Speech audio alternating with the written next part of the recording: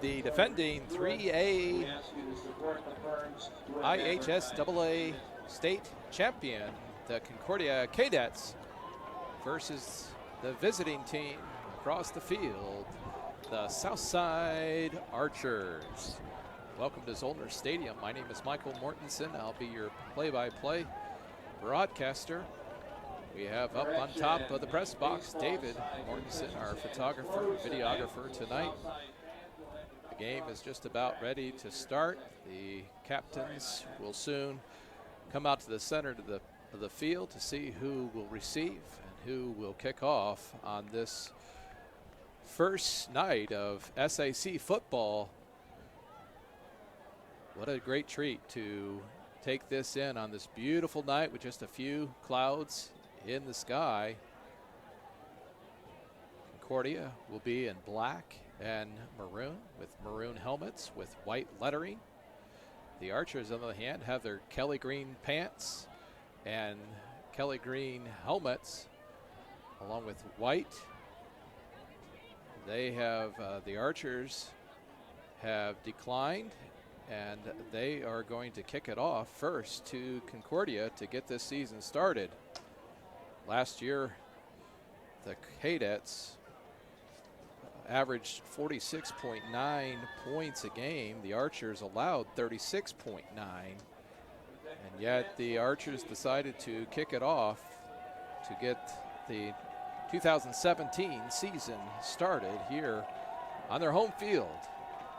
Last year, the Archers hosted Concordia. And so this year, they get to come to Concordia. It's also the home for the Bishop Dwenger Saints. You can follow us on SummitCitySports.com, at Twitter at 260sports. You can like us on Facebook, or you can make sure you subscribe to our YouTube channel at Summit City Sports.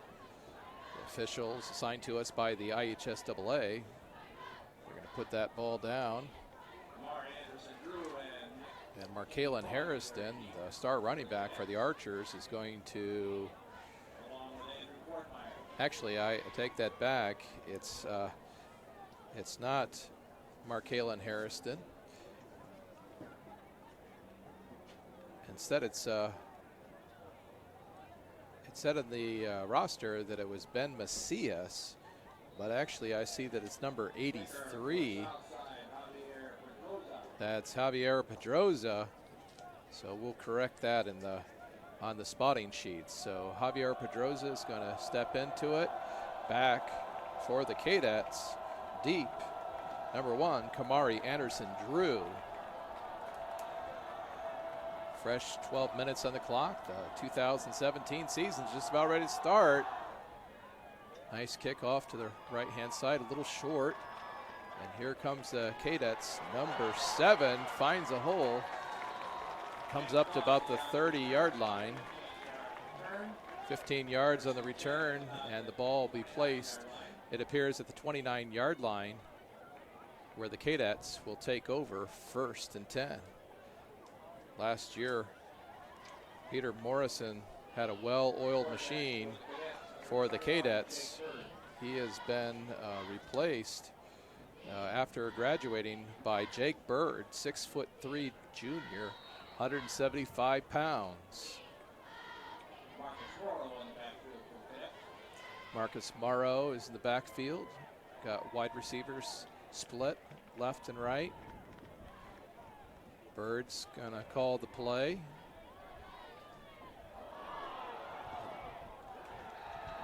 Ball was fumbled, and Jake Bird falls on it, but it's a loss of 6, so it'll be 2nd down and 16. Excuse me, 2nd down and 14 with 11:31 here, just starting in the first quarter. Just one play. Went the wrong way for the Cadets. Last year, the Archers started with 4 offensive penalties. Not sure if that will happen for the Cadets this year. But here we go again with Jake Bird, his first time as a starter. He hands it off, and the Archers are right there I don't believe they made anything on that. Big hit up the middle. Number 16, Brandon Eldridge. Great kid who I've had a chance to spend a little time with. Appreciate him. So it's now going to be 3rd and 16 with the ball now on the 23.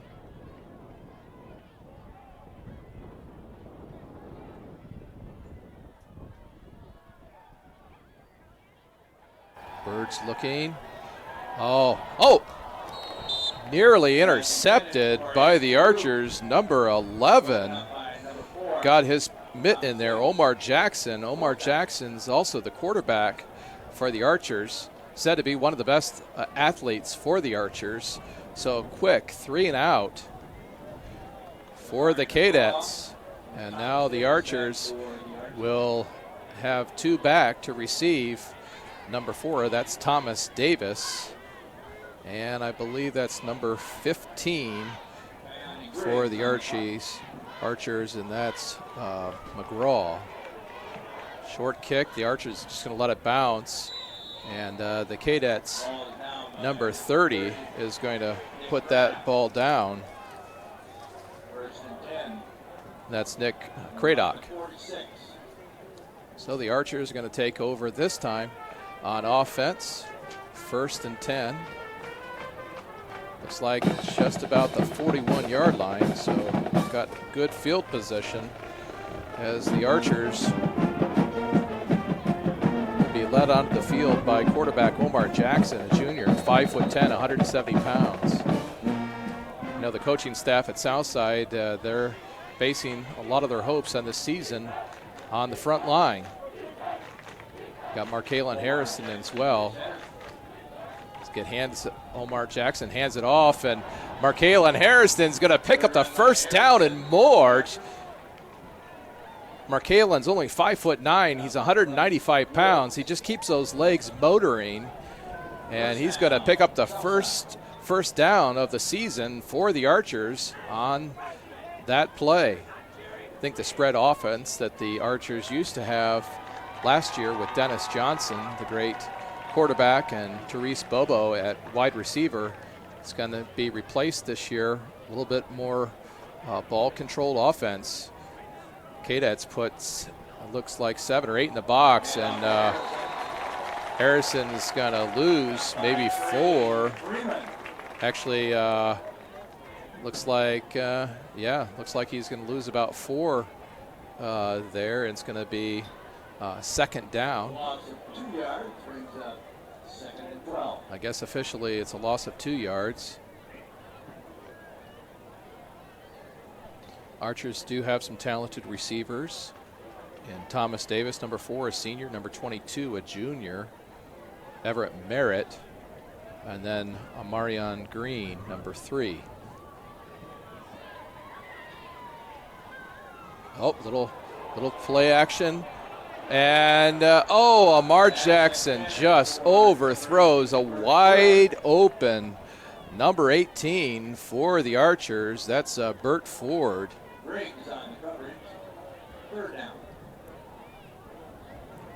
So that's going to be 3rd down. Handed off to Markalen Harrison, who busted into the line, got nowhere, passed it back to, flipped it back to his receiver, Omar Jackson, who just overthrew number 18, Bert Ford. Once again, if you're just joining us, no score. Cadets went out on 3 plays. The Archers are going to call their first timeout of the game. The Cadets had 3 plays and went backwards. The Archers have already picked up 1 first down, but it's 3rd and 12 now with 9:06 left here at Zollner Stadium here on this opening night of SAC football. Last time the Cadets played a football game for real, it was at Lucas Oil Stadium, where they were the state champions in a 56-14 win over North Lawrence. I think that was Lawrenceburg. on to John Harrell's stats. In addition to tonight's game, we have all of the SAC games covered for you here on SummitCitySports.com. Some of those contests are live. We appreciate the partnership of Parkview Sports Medicine and Sports Center providing the resources for us to bring you these games. Again, it's 3rd and 12, 9:06 left in the quarter. And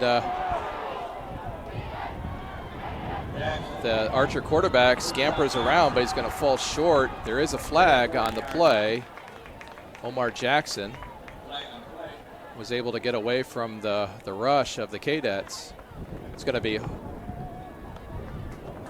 called against the Archers. Personal foul. And it's a personal foul called, so that's going to back the Archers up at least 15 yards. Looks like it was maybe a face mask downfield. Coach Norfleet checking with the official, trying to find out what the infraction was.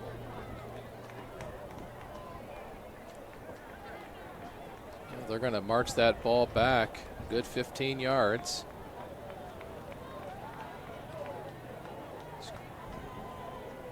Check that, that's 10 yards. And it's going to be 3rd down again for the Archers. Omar Jackson comes out now with the play.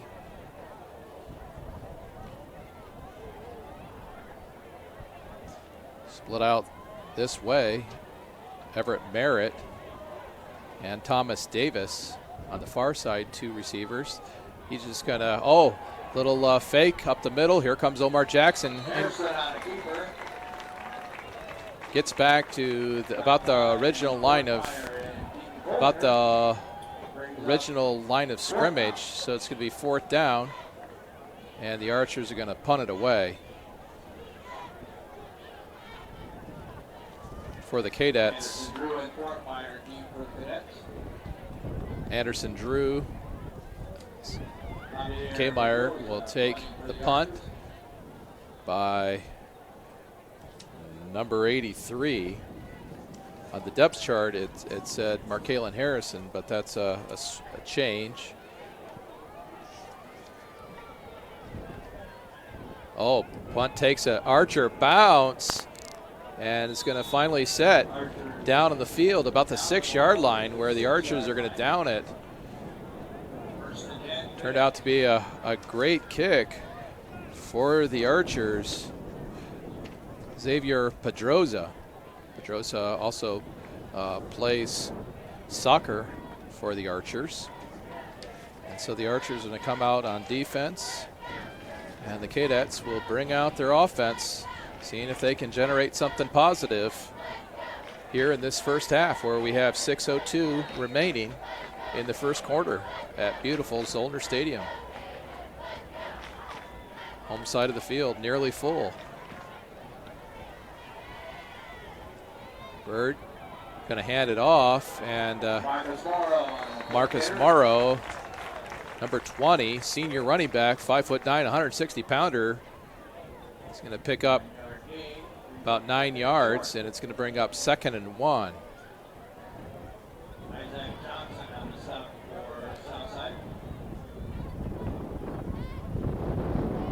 Isaac Johnson, number 57 for the Archers, had the stop. So once again, Byrd in the shotgun this time. 3 receivers to the left, 1 to the right. He's going to pitch it out. Oh, and it's fumbled. And the Archers look like they have recovered it, and they have.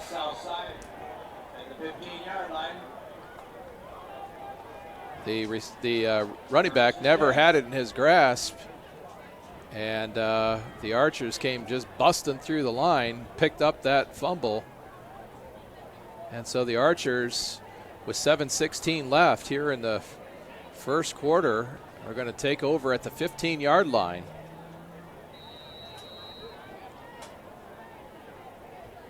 The offense is yet to get on track for the Cadets. the Archers have had the upper hand on defense. Another quarterback keeper, this time Omar Jackson sprinting off to the left-hand side. Looks like he's going to pick up maybe 3 or 4, depending on where the officials place the ball down. Looks like it's about the 11, and it'll be 2nd and 7 with 7:09 remaining in the quarter. Last year it was a pretty lopsided win for the Cadets, 40-7 over the Archers. Oh, nice handoff now to Markalen Harrison, but gets nowhere. Nice pursuit defense by number 3 of Kohlinger to take Markalen Harrison, who the News Sentinel says could be one of the MVPs of the SAC this year. He gets taken out of bounds. So 3rd and 9, ball resting at the 14, so he lost a few. And here comes the Archers again. Markalen Harrison in the backfield along with Omar Jackson, the quarterback.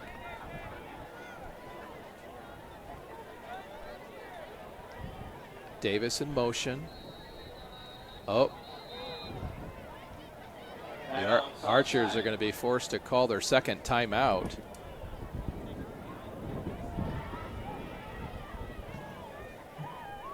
More activities next week for our athletic teams. Varsity volleyball on Tuesday will be hosting the Belmont Parade. Last year, the Southside Archers went 2-9 for their coach, Roosevelt Norfleet, who is 6-26, and I believe that's 4 seasons.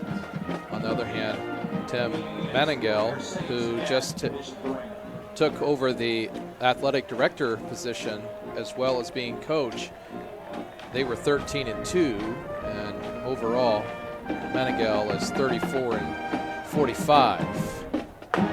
Truly was a magical season last year for the Cadets.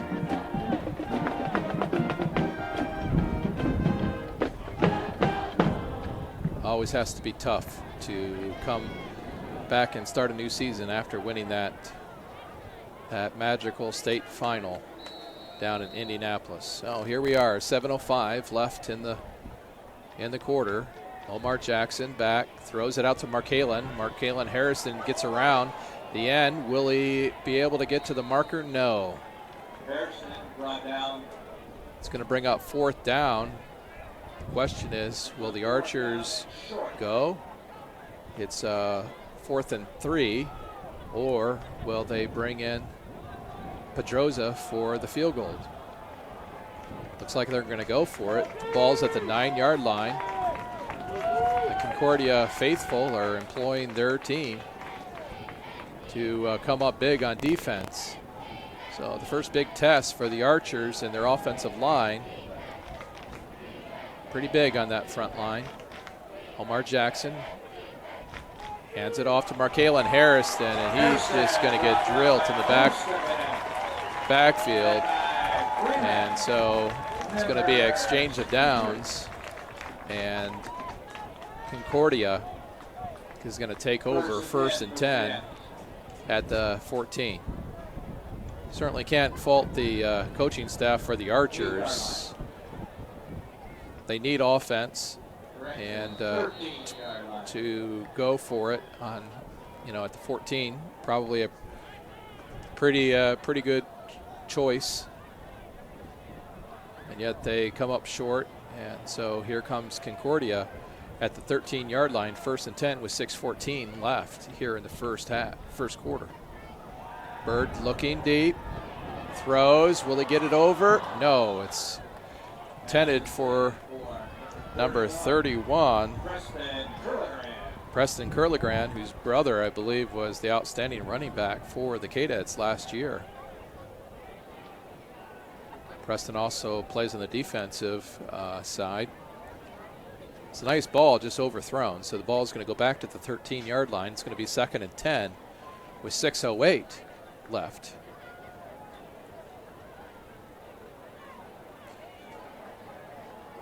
Spread offense again for the Cadets. Bird's in the shotgun.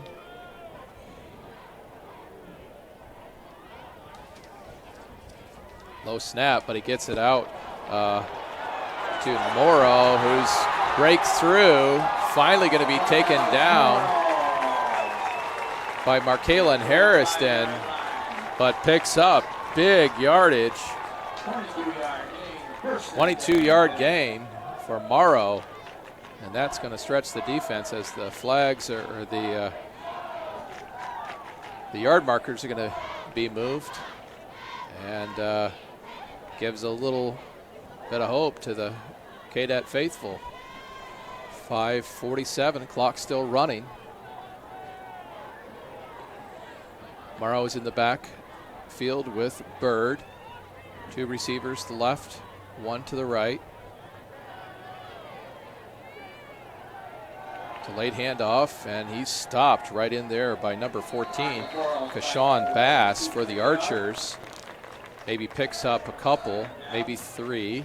Good stop by Isaac Johnson. And that's 2nd and 7.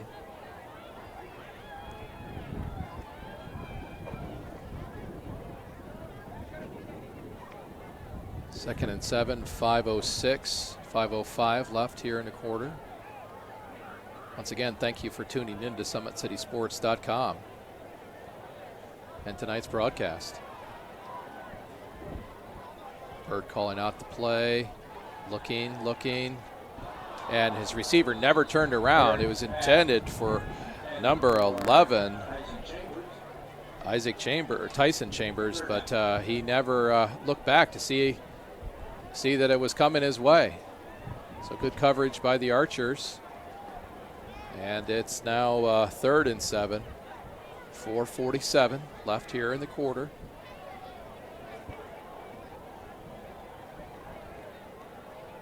If I have my stories correct, I believe Bird moved here from California. He's only a junior, just learning the system. Wide receivers split left and right. He's looking in the middle. Oh, off the hands of number 1, Kamari Anderson Drew. And so that's going to be 4th down at the 49-yard line of the Cadets. Both teams, you can tell, they're just trying to feel each other out and just get their handle in this first game of the season. So the Cadets, like the Archers, going to go for it, 4th down. They actually have 5 receivers, empty backfield for Bird. Oh, he's going to do a quick kick. Bird, that is. And the ball's going to rest at the, it's going to be put down by number 20. That's Marcus Morrow. So somewhat of a trickery on that play. Archers were all up, had no one back. Obviously the Archers are known for their athleticism and their speed.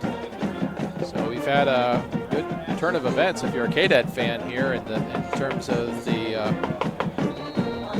change of field possession. The KDAT started back on their own 13, and now the Archers are taking it at the 21. This time Omar Jackson comes up under center, hands it off to Markalen, dances around and taken down by a host of Cadets. Looks like he'll pick up maybe 2 or 3. Michael Fairfield on the stop. Great band here at Concordia. We'll try to have some of their show at halftime for your listening pleasure, visual pleasure. They've been down to the state championship. Also a great student section here at Concordia. Looks like someone's throwing some hot dogs up into the stands to the students' delight. Oh, wow. Omar Jackson was going to throw it out to Markalen Harrison, and he got hammered. So it's 3rd down and 8. Ball's on the 14-yard line.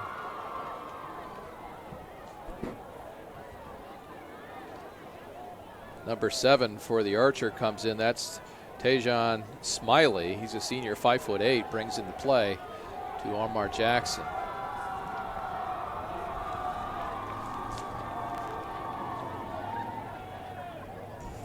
Two receivers left and right.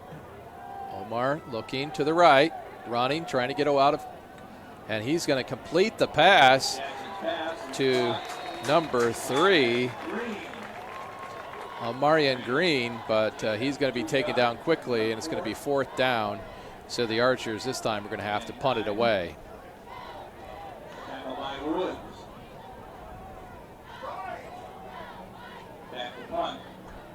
Back to punt for the Archers, number 83, Pedroza.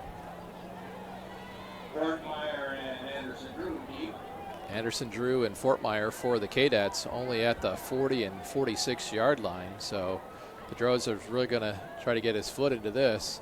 Good coverage, but a short kick.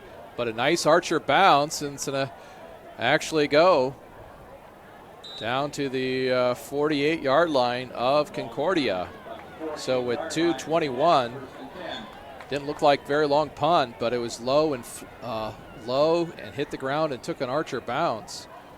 So the ball is going to be placed at the 48-yard line, 1st and 10 for the Cadets with 2:21 here in the first quarter.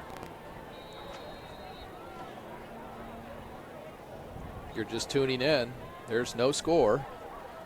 The Archers and the Cadets have just been going up and down the field, but with no scores.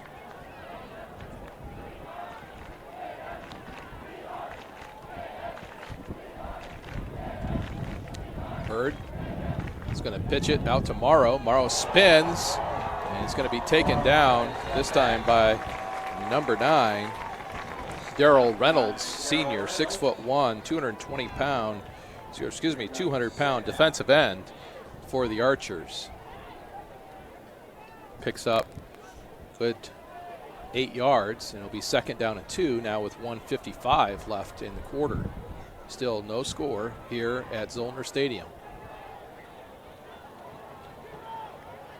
Morrow deep in the backfield. Bird barking out the plays. Receivers left and right.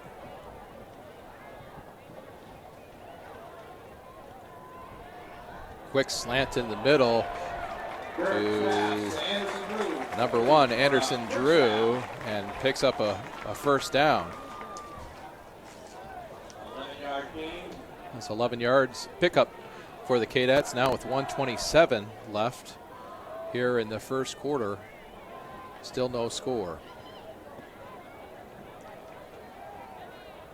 Number 57 for the Archers, or maybe that's Isaac Johnson, senior, 6'4", 210, and comes in. 1st and 10. Bird drops back, pitches it out to Morrow. Morrow tries to get around. He spins a couple times, picks up another 1st down. Could be an injured. Nope. Looks like for a minute that number 5, Gerald Little, who made the tackle, was injured, but he's not. He gets back up and brings up another 1st down. So now with 45 seconds left in the quarter, and the Cadets starting to get a little rhythm on offense, the Archers need to make a stop.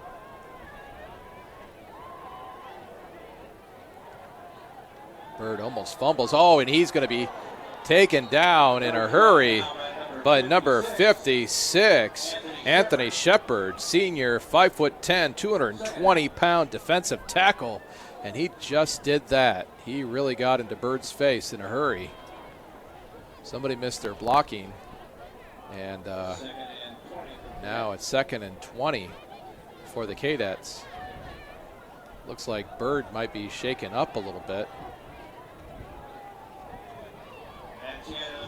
Well, actually, he's just upset for someone missing their block, but that's going to bring us to the end of the quarter where there's no score. It's 0-0 here at Concordia. We want to thank, once again, Parkview Sports Medicine. They're proud to celebrate athletic accomplishments across Northeast Indiana. Whether you're participating in organizing athletics, looking for friendly competition, or wanting to stay fit, Parkview Sports Medicine's roster of physicians and experts provides a one-stop shop for surgery, rehab, sports performance, and sports nutrition. Parkview Sports Medicine. Upgrade your game at parkviewsportsmedicine.com. In addition to Parkview Sports Medicine, we want to thank Sports Center Inc. They're Fort Wayne's premier sporting goods dealer, offering equipment rental, embroidery, and screen printing. Sports Center is ready and willing to help you place orders and or answer any questions concerning pricing. Sports Center Inc. is located at 5511 Coventry Lane on the southwest side of Fort Wayne. I know at least 3 of my girls have got letter jackets or equipment from Sports Center. We appreciated the quality and the price. So now we're going to flip sides of the field. Cadets still on offense. It is 2nd and 20. You're going to be 14 this week. Happy birthday, Ike. So Bird is once again back under center with Morrow in the backfield.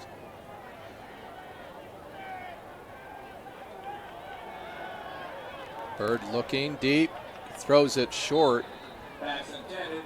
I believe that was intended for number 3, Collinger, but it's 3rd down. And 20. Just starting the 2nd quarter here at Zollner Stadium. Snyder and Northside are tied up 7 apiece. No scores for Joyner and Wayne. Sounds like Snyder and Northside are tied at 7, and Homestead is leading in their game tonight 7-0. So we have 3 receivers to the left, 1 to the right. Bird back to throw, good protection. Oh, right in the breadbasket of Kamari Anderson Drew, but he just drops it. And so that's going to bring up 4th and 20. 11:50 here in the 2nd quarter. Ball's placed at the 32-yard line.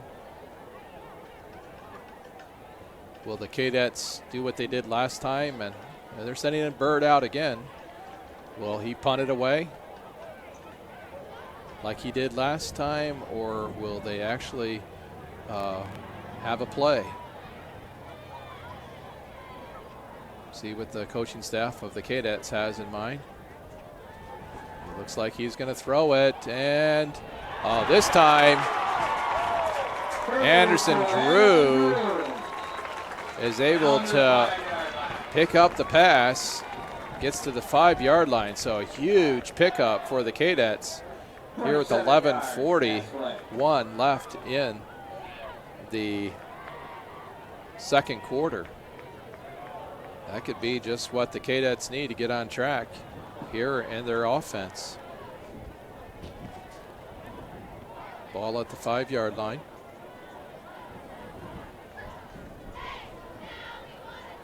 Morrow in the backfield. 1 receiver to the left, 2 to the right. Hand off to Morrow. He's going to go right up the middle.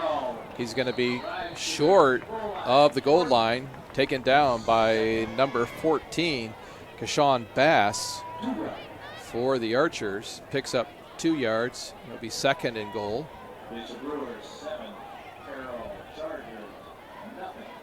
Bishop Lures is leading over Carroll 7-0 in other SAC competition tonight.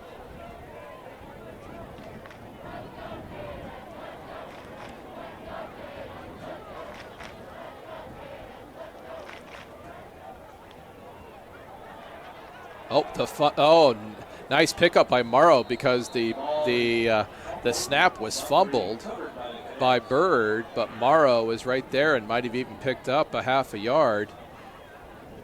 According to the scoreboard, he lost a yard, so it's 3rd and 3. So 3rd and goal. This would be a huge stop for the Archers if somehow they could stop this high-octane offense, at least last year for the Cadets, that scored 46.9 points a game. Bird under center. This time handed off to Morrow. He's going to find a hole and touchdown, the Concordia Cadets. So at 9:48 of the second, Morrow pushes it in, and it's 6-0. Kaczynski, number 91, place kicker for the Cadets, set to get the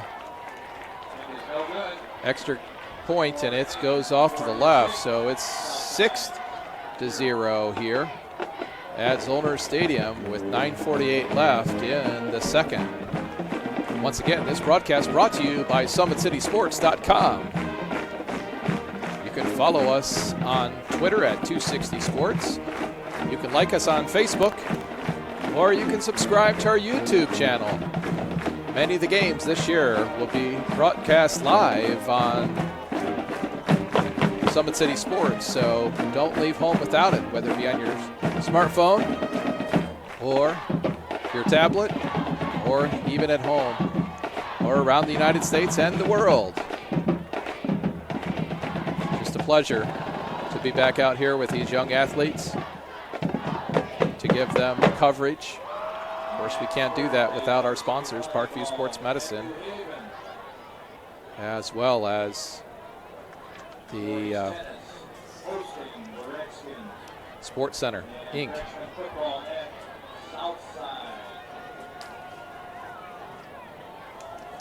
Archers will go back on offense now with 9:48 left in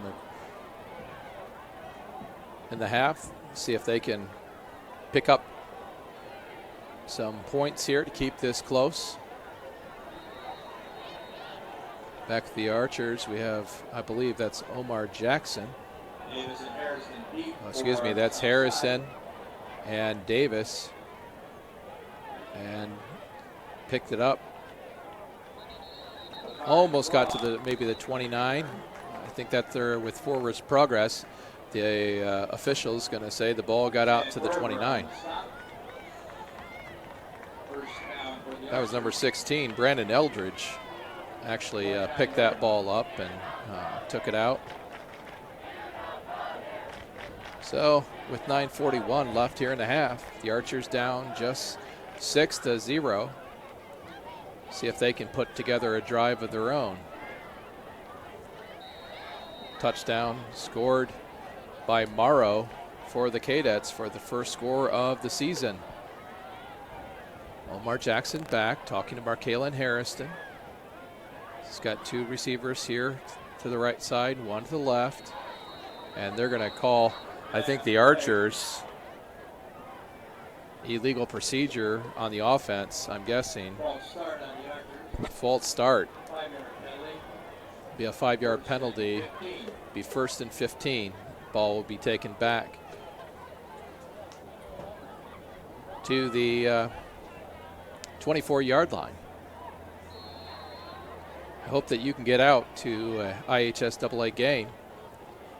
But if you can't, you can always find us on SummitCitySports.com. You can even look at the IHSAA TV app, where most of our games will be streamed live. Omar Jackson gets away from the first tackle and the second tackler, and he's going to finally be pulled out of the bounds. And even though the Cadet defender, number 33, was kind, Liam Fletcher, he's going to be flagged for tackling out of bounds right in front of the coach. That's not going to be make the coach very happy. Probably going to be a personal foul.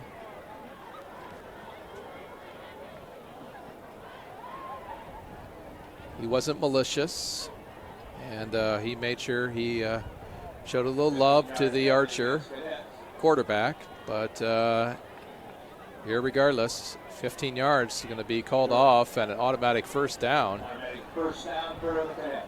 for the Archers.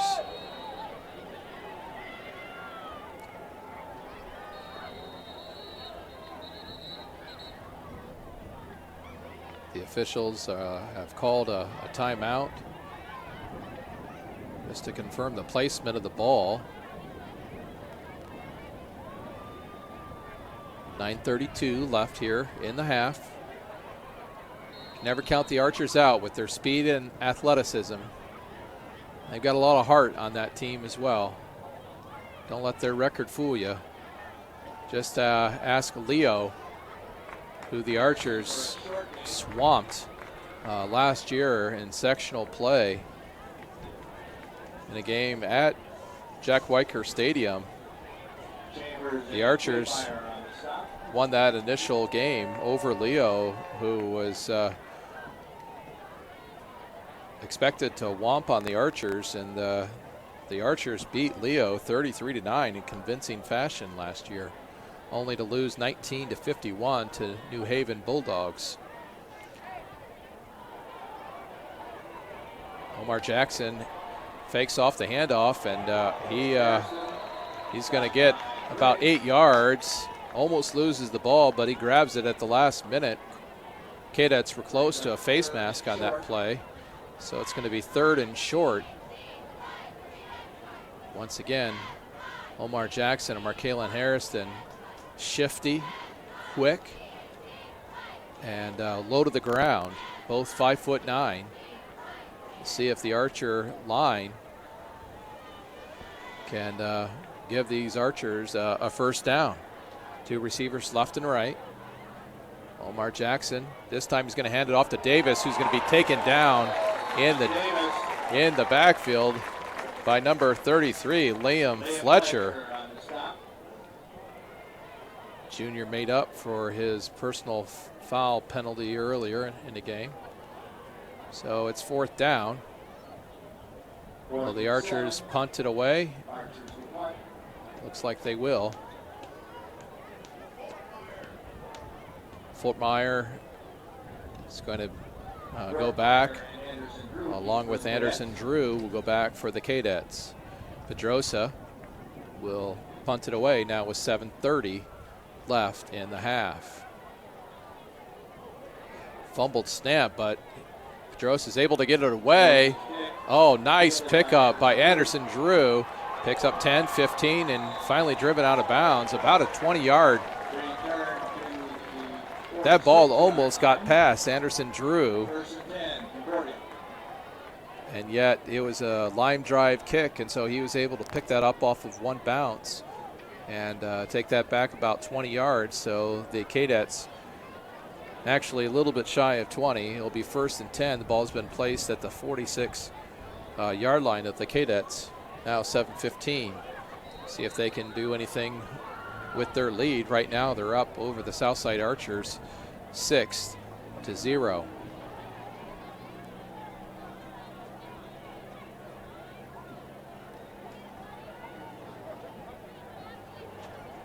Hand off to Morrow, taken down with just a short gain by number 52, Chaj Alford, for the Archers.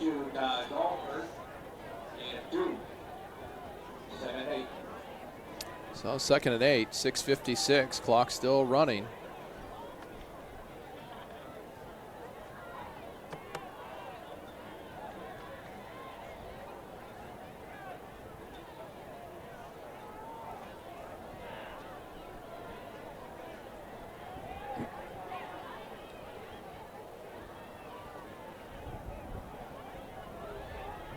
Bird in the pocket.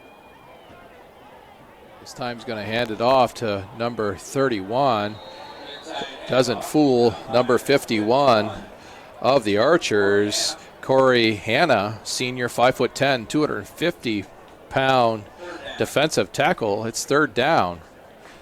That run was by number 31 for the Cadets.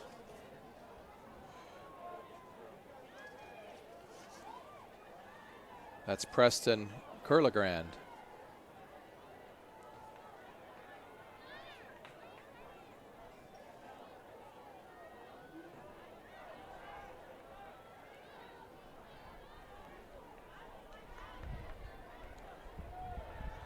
Bird looking. Oh, gets his hand knocked. But the pass was deflected. And so that's going to bring up 4th down. And Bird's flexing his hand a little bit. It got hit when he was in motion.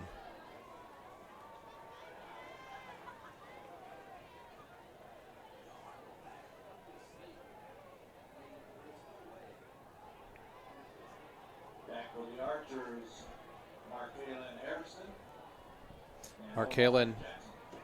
Markalen Harrison back and Omar Jackson back for the punt. And looks like that punt's going to take a little bit of a KDAT bounce and going to be placed down. Looks like about the 20-yard lines where the Archers will take over now with 5:27 left. Next Friday night, the Cadets travel to Homestead for a SAC game with the Spartans. Game time 7 o'clock. Next week, the Cadets take on the Homestead Spartans at Homestead. And the Archers are going to go back home. This time they're going to take on the Northrop Bruins that I believe are currently down in their game that they're playing in right now.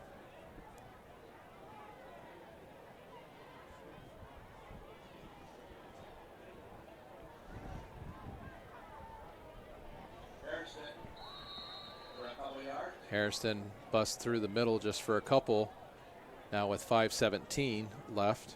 Stop by Fletcher. Second and about 6.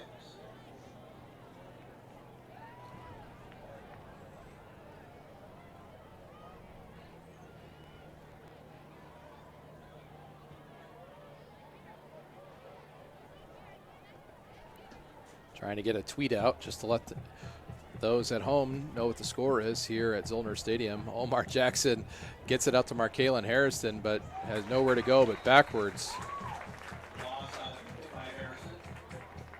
These two are friends in the Archer backfield, but haven't played much together after most of the games last year. The Archers had Dennis Johnson and Therese Bobo. They missed that offensive threat of Bobo, who was just amazing at times, spectacular at times.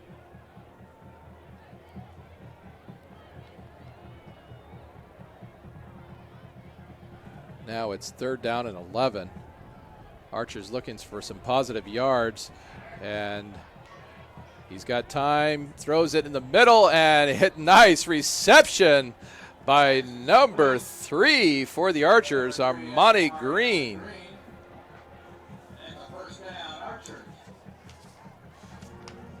Omar Jackson was able to scamper away, kind of like Dennis Johnson did last year, get it to Amari Green and pick up a 1st down now with 3:50, giving the Archers a little life. Just down 6-0. Markalen Harrison is initially stopped, but he at least gets back to the line of scrimmage and plus maybe a yard. Liam Fletcher on the stop. Looks like the ball is placed at the 36-yard line. Archers have 3:20 left in this half. See if they can get a score, tied up or go ahead. But they got quite a bit of ground to make up to do that. Low snap. Uh-oh. Just tipped out of the hands of number 22, Everett Merritt, 6'2" junior. Fortunately for the Archers, that tip pass did not end up in a cadet's hand. Omar Jackson goes to the sideline, gets the play. It's now 3rd and 9. He's going to need a little magic like he did last time. Mari Green split out here to the far right. Julian Resendez is also out here. He's looking for some ground. He's going to go the other way. Is he going to pick up the 1st down again? Oh, fumble though. And the Cadets So just trying to pick up that extra little yard by Omar Jackson. That ball gets stripped out. So the first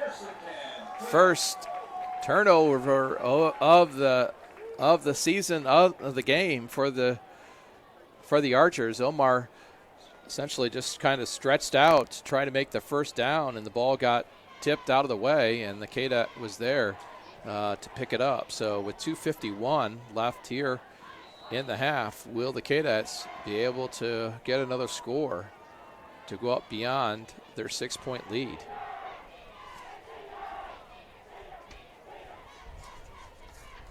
Bird looking under pressure, throws it underneath the middle, and Morrow just drops it.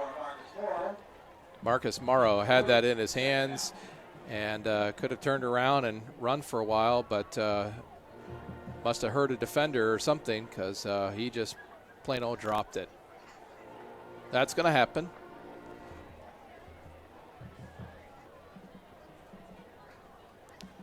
So here we have 2nd and 10 at Zollner Stadium. 2:47 left in the half. Thanks to the statistician from the Cadets, looks like we're going to have stats at least at halftime, so I appreciate that. Bird barking out the signals, but there's going to be perhaps a delay of game.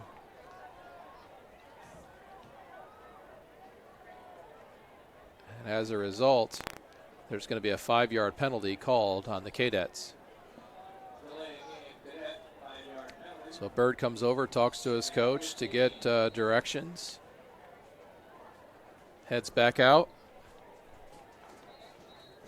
Really appreciate Concordia. Been a great host to us here at Summit City Sports. Both coaches were very kind in sending preseason rosters 2 up for the Archers. I really appreciate that.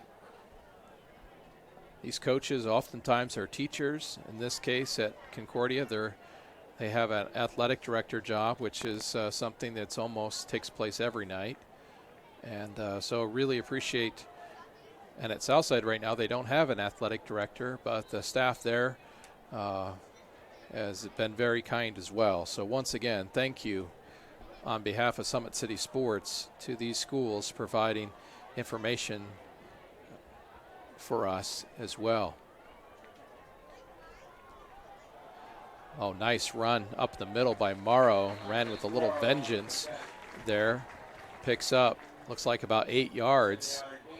It's going to get out to the 42 or 43, 3rd and 8 because of the penalty. And the clock still ticking down. 2:20 left here in the quarter. Sitting high above Zollner Stadium on the Concordia sideline, looking east out toward Coliseum Boulevard. Fake. Now, and there's no penalty called. Fans wanted a interference called on Thomas Davis of the Archers, but no call is made. Tyson Chambers, the ball just goes over his head. And so there's 2 minutes and 2 seconds. Clock is stopped. Now it's 4th down. And what will the Cadets do? That fake was an excellent call and came real close to completing that or having a penalty called.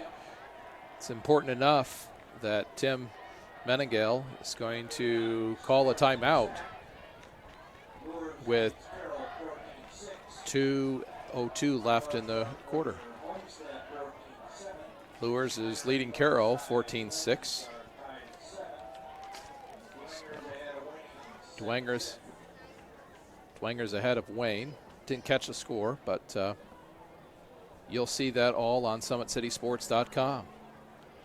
Parkview Sports Medicine is proud to celebrate athletic accomplishments across Northeast Indiana. Whether you're participating in organized athletics, looking for friendly competition, or wanting to stay fit, Parkview Sports Medicine's roster of physicians and expert provides a one-stop shop for surgery, rehab, sports performance and sports nutrition. Parkview Sports Medicine. Upgrade your game at parkviewsportsmedicine.com. Again, we are just so grateful to Parkview Sports Medicine for their generous sponsorship. If you would like to sponsor this season and have your name read throughout and to sponsor these athletes in these competitions, make sure you let us know at SummitCitySports.com.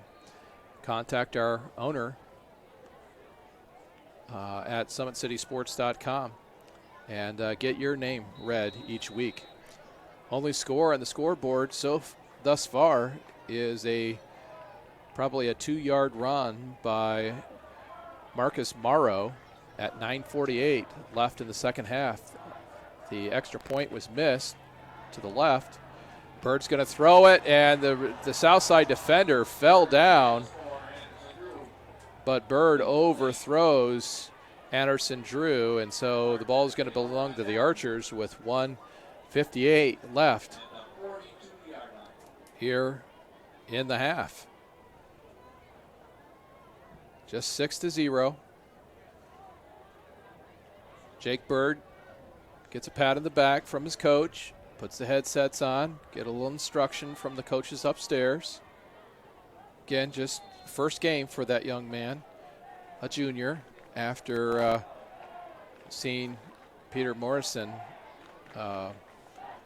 just have a all-star season, MVP season last year, and taking his cadets to the state finals. This cadet team, I think they'll rebound. They're projected to finish maybe 6th or 7th in the SAC. The Archers were picked by the Pig to finish last, as that pass was intended for number 22, but goes way over Everett Merritt's head. The Archers are going to try to make the Pig look bad, as they were picked to finish dead last. I think these Archers, if they can get their offense going, they could surprise a few people. We'll see. So with 1:53 left.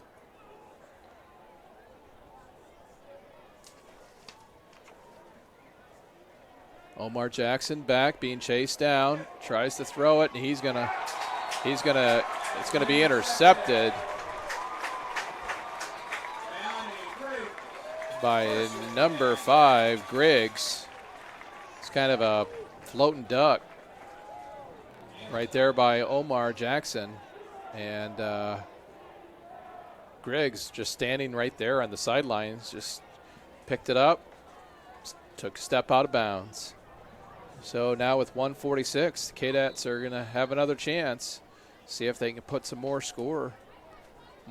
points on the board. Right now it's still 6-0, favor the Cadets with 1:46.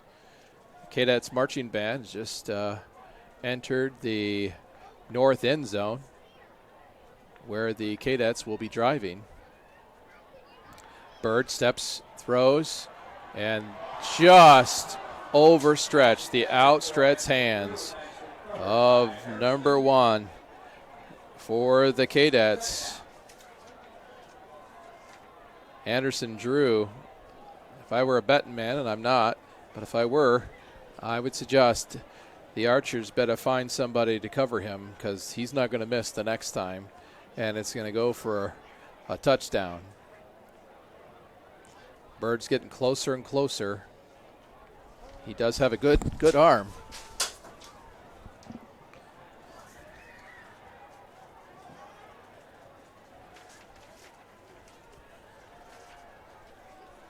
Nice tight spiral.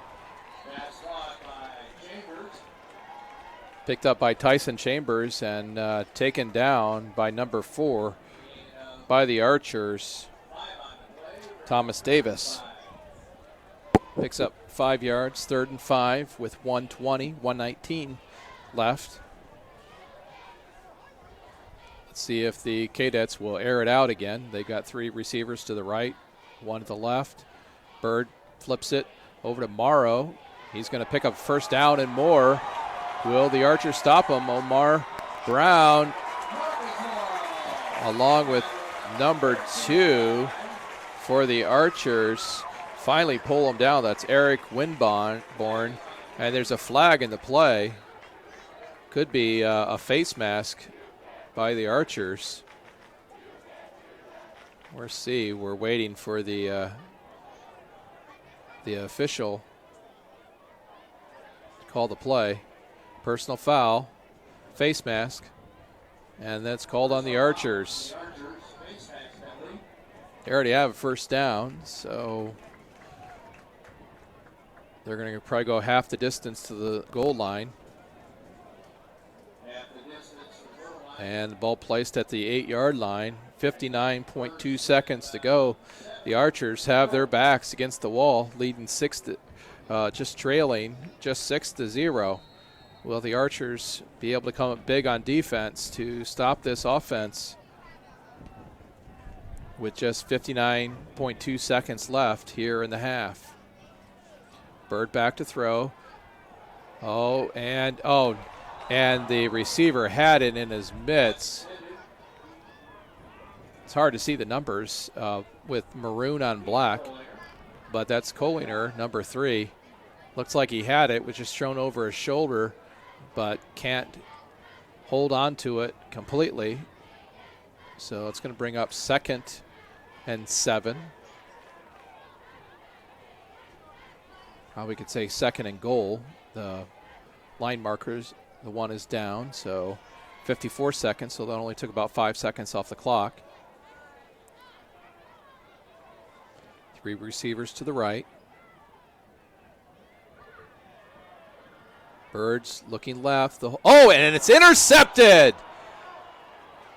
Intercepted by the Archer by number 6. That's Gerald Little. Little just came around the receiver. Bird never looked to the right, just had his eyes focused on the left, so probably telegraphed where he was going. And so the ball's going to be placed at the 1-foot line. Not sure exactly why Gerald came out of the end zone. Now with 46.3 seconds to go, the Archers are going to have to avoid a safety.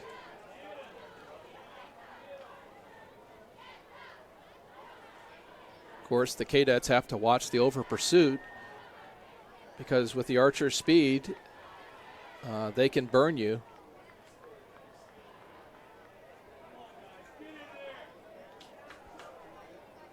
Omar Jackson.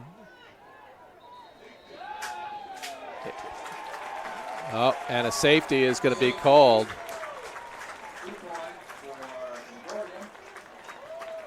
So with just 41 seconds,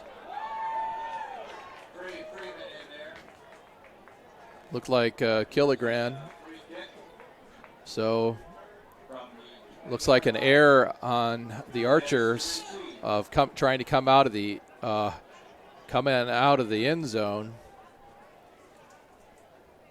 Hurt them as a safety is called. So now the score is 8-0 for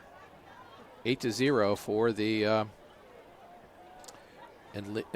for the Cadets. With 41-47, and of course the Cadets will get the ball back as well, as the Archers will have to either kick it or punt it away. Still, the Archers only down technically 1 score.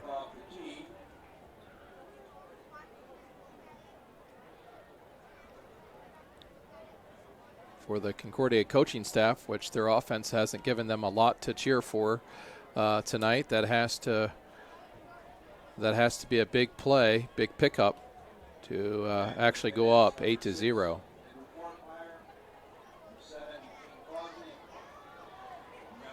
So Anderson Drew back deep. Xavier Pedroza is going to kick it. I don't think Pedroza can kick it back as far as Anderson Drew is. He's back at the 30, but we'll see. 41.7 seconds. Gets it out to about the 42, and oh, nice open field tackle by the Archers. Number 8. That's number 16 for the Archers. And wow, that was a great open field tackle of Causey. Number 16 for the Archers. I'm still trying to find him in the lineup, but his coach won't have any problem figuring out who that was. He was fired up, came flying out there.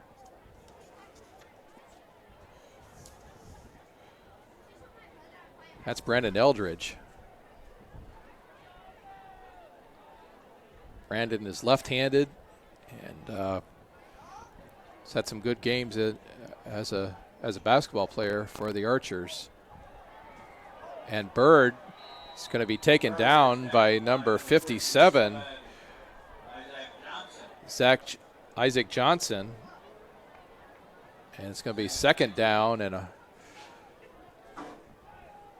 a long 19.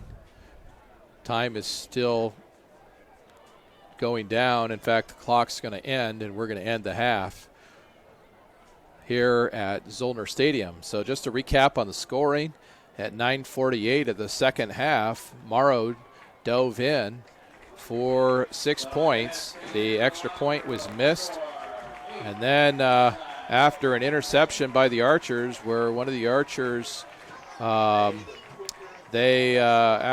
an interception by the Archers, where the defender brought the ball out, only got to about the half-yard line, the Cadets had a safety, and it became 8-0 with 41.7 seconds left in the second half. So that's where we end.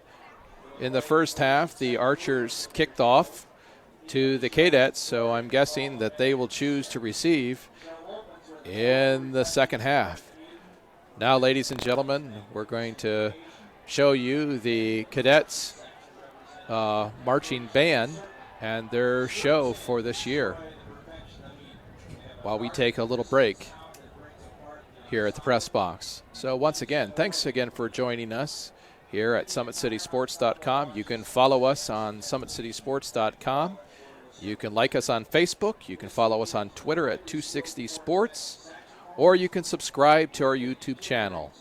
We again want to thank Parkview Sports Medicine and Sports Center for their sponsorship of tonight's contest.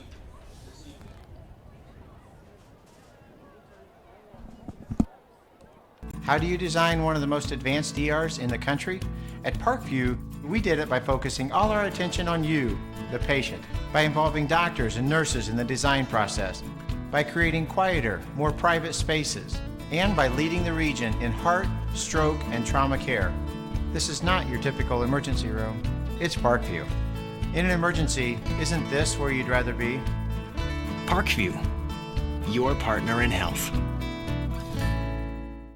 Southside has a large number of our students from our IB program accepted into the IU full immersion program, and so obviously us getting them into foreign languages is making them prepared for that. Avec le pays, je suis plus global, et pour cette raison j'aime bien la France. I said that with IB, I feel like a more global-minded person. For that reason, I think IB is really important.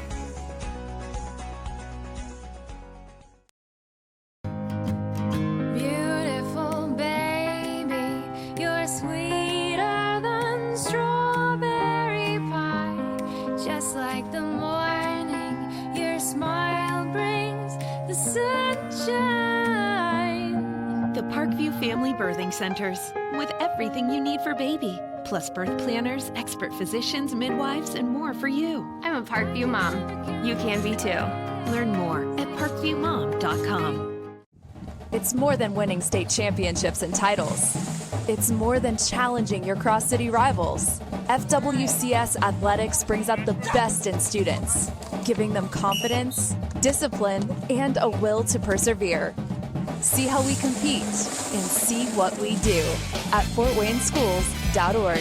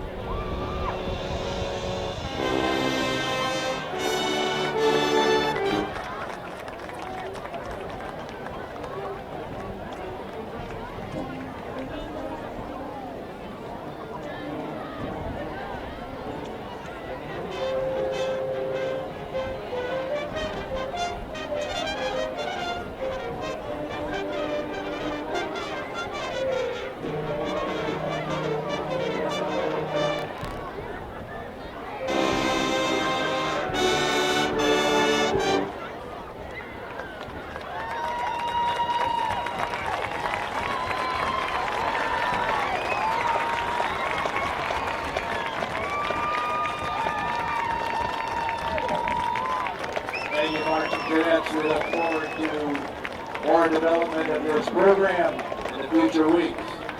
Blessings on your efforts. And is looking forward to a great season representing you as Concordia Lutheran High School. The show is off to a great start and will continue.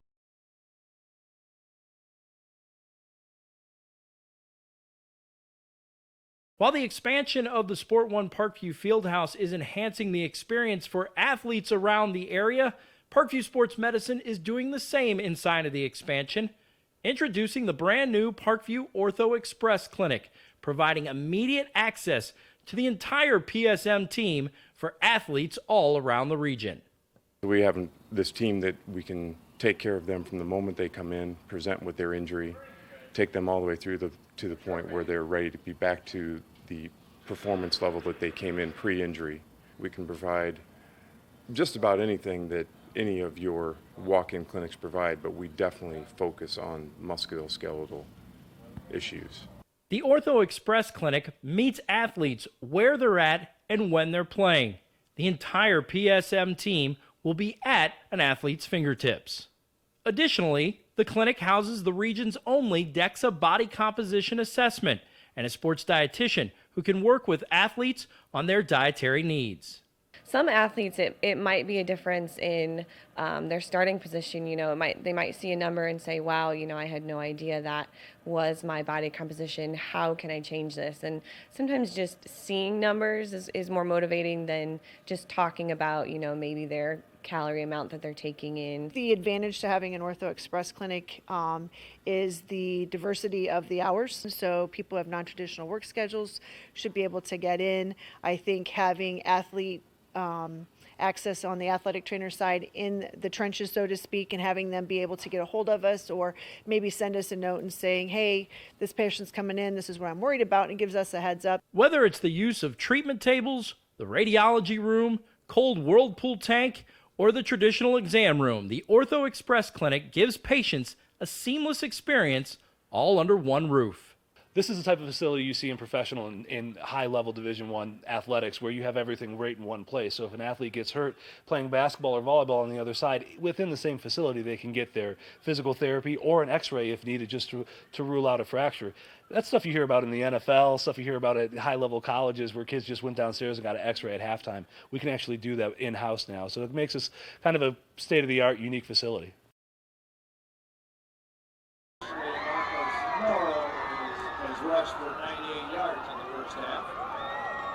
With active science, just the overall objective of having better physical activity along with gaining knowledge and wisdom, it aligns with everything I stand for, with clear-eye view and having a determined belief, earned dreams and a focused vision. So I got Grace the Magnificent here with me.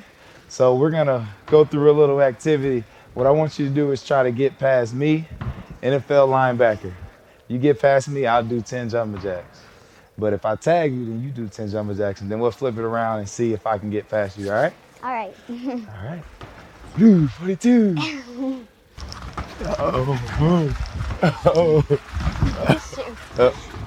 Yes. 2. Count it out. 4, 5, 6, 7, 8, 9.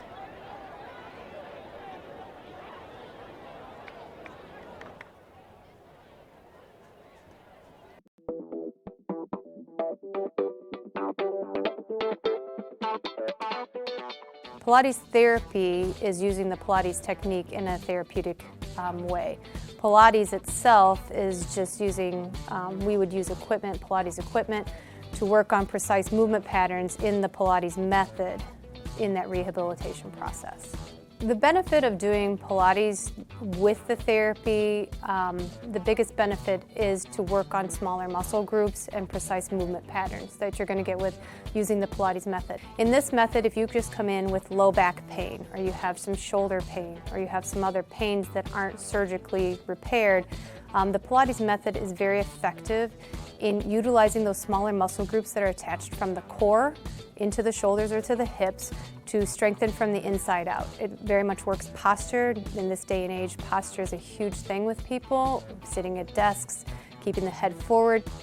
Anybody can benefit from Pilates. Definitely athletes, performers, dancers, gymnasts, but you also people, chronic pain, back pain, shoulder pain, teenagers, even women going through pregnancy or postpartum can also benefit from Pilates. Pilates is for everyone, and including men, especially men. Men get tight as they age, decreasing flexibility in the hamstrings, in their spine. Now you have many professional athletes doing Pilates, LeBron James, Jake Arrieta, Antonio Brown, and they're finding the benefits of getting the elongation of the muscles and the strengthening and the balance and the control that helps them during their sport. And we are the only clinic in Fort Wayne that services both physical therapy and Pilates at the same time, that you can get a Pilates-based rehabilitation. The game just isn't the same without you. Call Parkview Sports Medicine today at 266-4007 and make their team of expert physicians your dream team.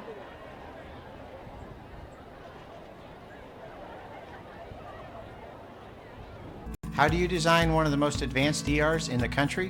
At Parkview, we did it by focusing all our attention on you, the patient, by involving doctors and nurses in the design process, by creating quieter, more private spaces, and by leading the region in heart, stroke, and trauma care.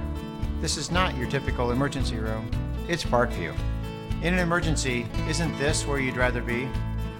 Parkview, your partner in health.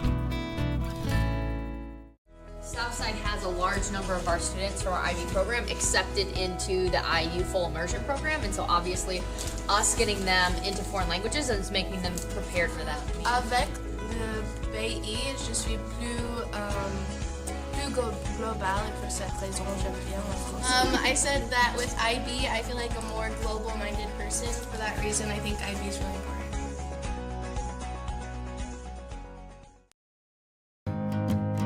Beautiful baby, you're sweeter than strawberries.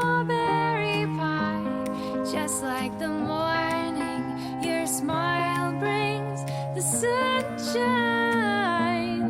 The Parkview Family Birthing Centers, with everything you need for baby, plus birth planners, expert physicians, midwives, and more for you. I'm a Parkview mom. You can be too. Learn more at parkviewmom.com. It's more than winning state championships and titles. It's more than challenging your cross-city rivals. FWCS Athletics brings out the best in students, giving them confidence, discipline, and a will to persevere.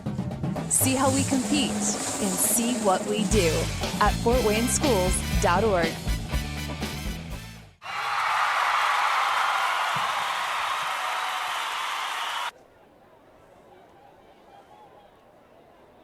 Welcome back, sports fans, to Summit City Sports coverage of SAC football here at Zollner Stadium, where the Concordia Cadets have a 1/2 lead over the Southside Archers, 8-0.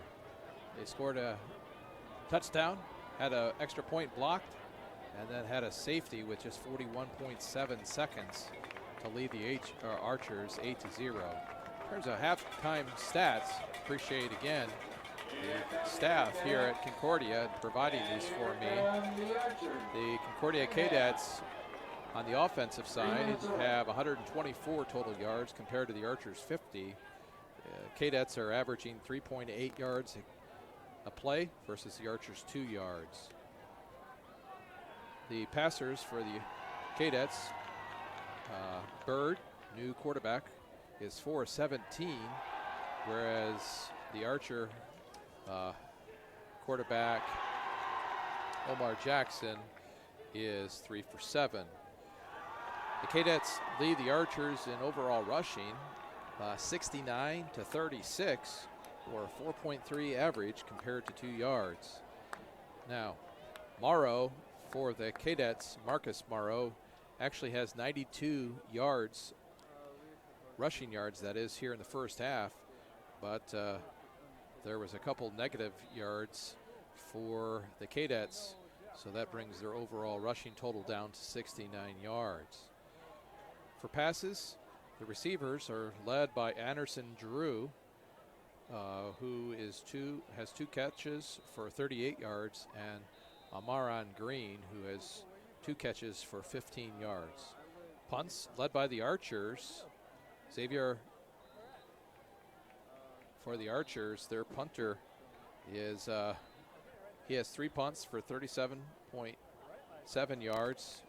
Well, for the Cadets, they have 3 punts for 32.7 yards. Cadets have 6 offensive first downs, and the Archers have 3. So those are the offensive stats thus far for this game. Here at Concordia, there's 2 minutes on the clock as both teams are warming up. Both teams trying to find their way here in this inaugural game of the season. Once again, the Archers picked last by the Pig, and we'll see how Coach Norfleet motivates his team to defy the Pig. The Archers will receive the ball here in the second half, and Concordia will kick it away. Both teams have played hard, showed good sportsmanship. Only been a couple penalties called in terms of personal fouls called. In fact, in the first half, Southside has 3 penalties for a total of 32 yards, and Concordia has 2 penalties for 20 yards. Once again, we want to thank our sponsors, SummitCitySports.com. This broadcast is brought to you by SummitCitySports.com. You can follow us on follow us on Twitter at 260 Sports. You can like us on Facebook at Summit City Sports, or you can subscribe to our YouTube channel. We want to thank our major sponsor, Parkview Sports Medicine. They're a proud supporter of Fort Wayne area athletics and its athletes. Parkview Sports Medicine can provide the training, treatment, and education you need to advance your sports game. Have questions about injury prevention, sports nutrition, and more? We've got you covered. That's Parkview Sports Medicine at parkview.com. Well, the final ticks of the half are being counted down, and we're about ready to start the second half, where the Archers are going to have to come up with at least 8 points to see if they can get back into this game. They're not out of it by any means. Anyone can score at any time. We'll see if the Archers can strike first, as they'll be receiving the ball. For the Archers, they have Thomas Davis in the backfield, along with the quick and shifty Markalen Harrison deep. Brandon Eldridge is up. And the kicker for the Cadets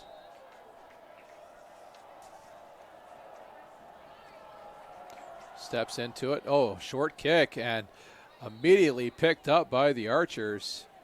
That looks like maybe number 30 for the Archers, Demamir Clark, I believe.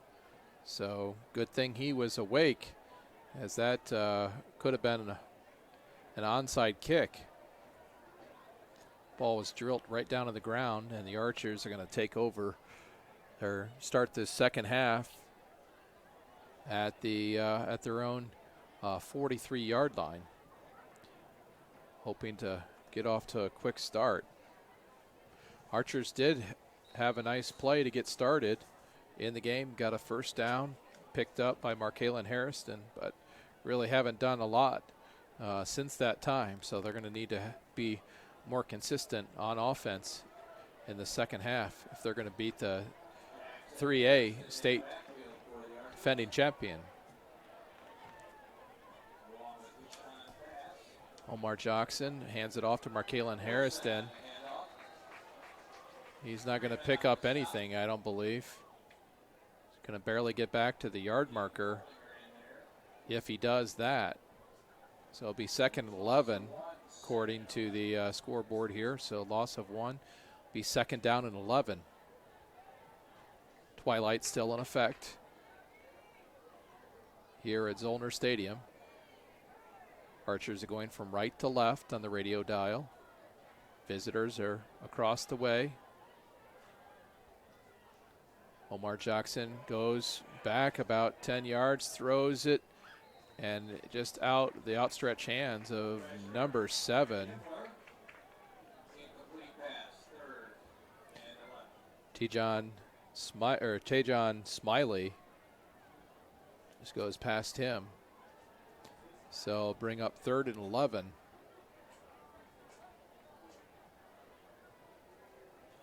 Omar Jackson runs back onto the field after getting the play from his coach, Roosevelt Norfleet, one-time coach for Elmhurst. And Markalen Harrison, he's shifty, watch out. It's hard to pull down, and he's going to pick up good 6 yards. And yet still going to be 4th down and about 3. So will the Archers punt it away? I think they will. Xavier Perjoza is going to punt it away. Excuse me, that's Javier. Boy, he'll give me grief for that slip up. Back for the Cadets is number 5, Griggs. Oh, nice high kick. And this time it does not take an Archer bounce. And I think that's number 10 for the Archers, Corey Champman. Or Greg Humphrey pulls that in. And so nice kick by Pedroza. Ball's placed at the 10-yard line.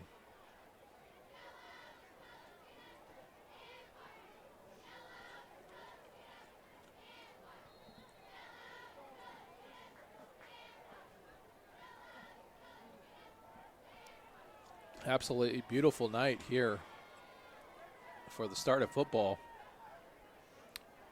Not too hot, not too cold, about 80 degrees. Oh, the ball's tipped, and it's, almost intercepted, but it was dropped. I think that's number 53 or 63, Colton Threets. I think he was seeing the end zone as it was tipped at the line, and he came down with it but just dropped it. He'll have dreams about that tonight. So with 10:13 left in the third quarter, 2nd down and 10. Bird's going to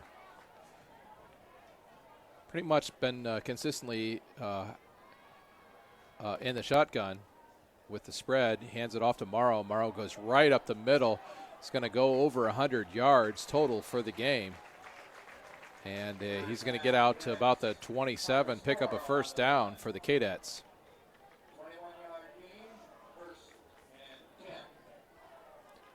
Marcus Morrow is a senior, 5'9", 160 pounds.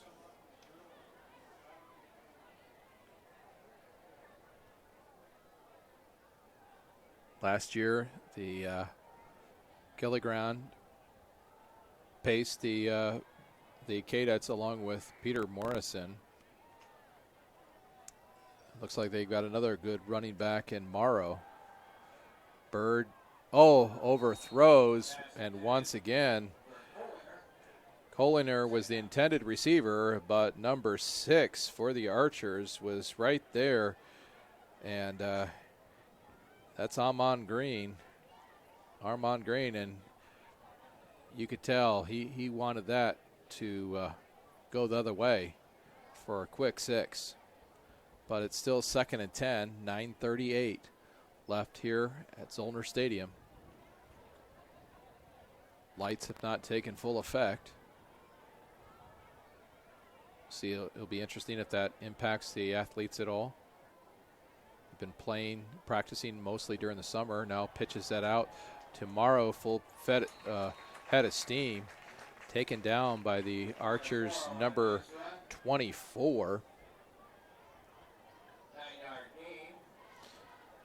But not before 9 yards picked up, so it's 3rd and 1.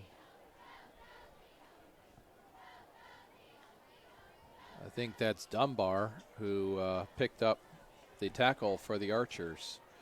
Ball placed at 36. Receivers 2 to the left, 1 to the right. Bird calling the plays with 6:53 left here in the third quarter. He's back to pass and throws it up and over the outstretched hands. Coliner, the intended receiver. It's going to be 4th down. Bird definitely has an outstanding arm, but he has tended to overthrow in his first game of the season and first game as a cadet. Not easy to take over for Peter Morrison, who is not only an outstanding young man on the field, but also off the field from what I understand. So they're going to hand it off to Morris and Morrow, and he's going to pick up the first down. Taken down by the Archers, Daryl Reynolds for Denmark. But it's enough to move the chains, and so it'll be 1st and 10. Now 6:34 left here in the third quarter at Zollner Stadium.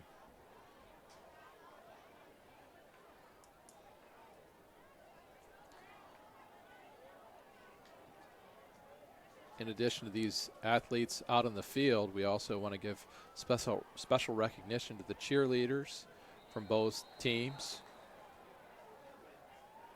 as well as to the band, which you heard earlier this evening. All these ladies and gentlemen from the band and the cheerleaders, they put in countless hours, as there's going to be a penalty called on the Cadets.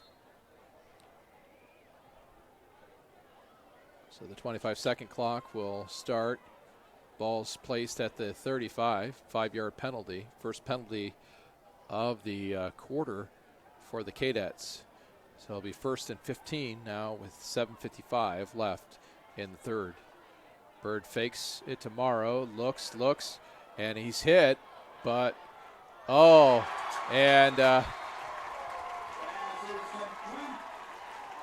pass is complete to Kamari Anderson-Drew. He was tangled up with the Archer receiver, but he's able to pull it in. Bird was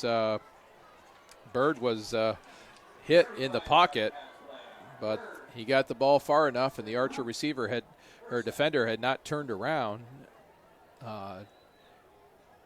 And so the leading receiver in the first half, now also in the second half, Kamari Anderson-Drew, picks up big first down. Hand off to Morrow, and he's going to break up right through the middle. Ball's going to be placed, it looks like the 13-yard line. It's going to be another first down for the Cadets. And it appears there's an Archer down, holding his knee. Certainly hope that it's nothing serious. We really do appreciate our sponsor, Parkview Sports Medicine. They're a proud supporter of Fort Wayne area athletics and its athletes. Parkview Sports Medicine can provide the training, treatment, and education you need to advance your sports game.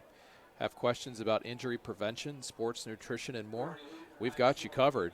That's Parkview Sports Medicine at parkviewsports.com. Archer player is still down as the trainers from Parkview Sports Medicine head out of the field.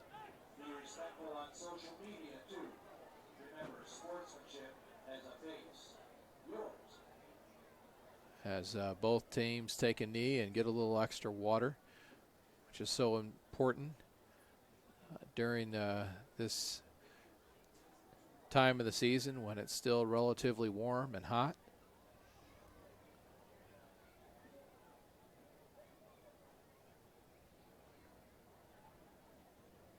Once again, we give thanks for you tuning in this week. So we go back to Southside next week, where the Archers will host the Northrop Bruins, who at halftime were putting a licking on Homestead. We'll see if that score stands up, but they'll take on the Northrop Bruins, and that game should be live if all of our technical equipment works and the Wi-Fi signal is strong enough at Jack Weicker Stadium.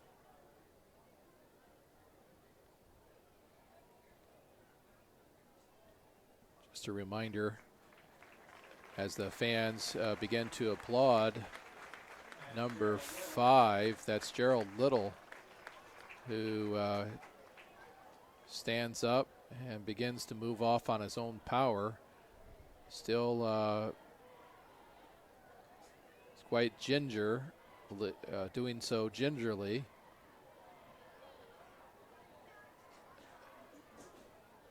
Two of his fellow warriors or archers come over to help him to the sidelines. Once again, we're thankful for Parkview Sports Medicine, not only their sponsorship of tonight's contest through this broadcast, but also for their help on and off the field. They're at every contest, every practice, supporting our players and coaches. Just so very, very important.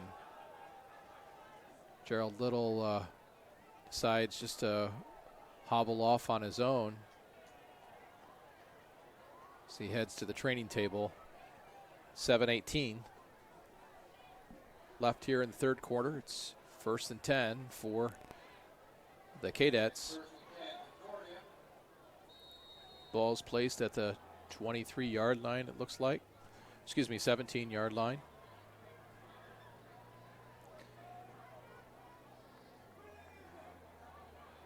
Nice pass in the middle. Nice slant. Omar Jackson for the Archers just maybe a step off. And Curligran, he comes up limp, but he's the one who came up with the reception. Curligran's going to have some help from Kamari Anderson-Drew just to get off the field.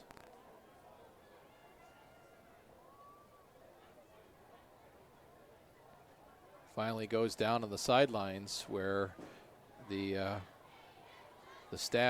training staff will be there to check him out.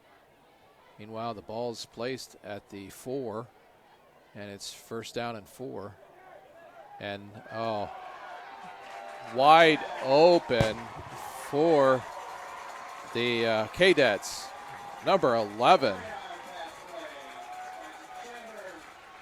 Tyson Chambers gets that touchdown at the 6:26 mark left of the third quarter.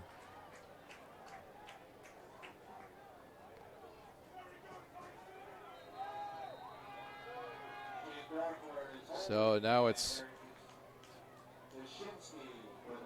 Kaczynski puts it in, and this time he's good. So it's going to be 15-0. The Concordia Cadets over the Archers.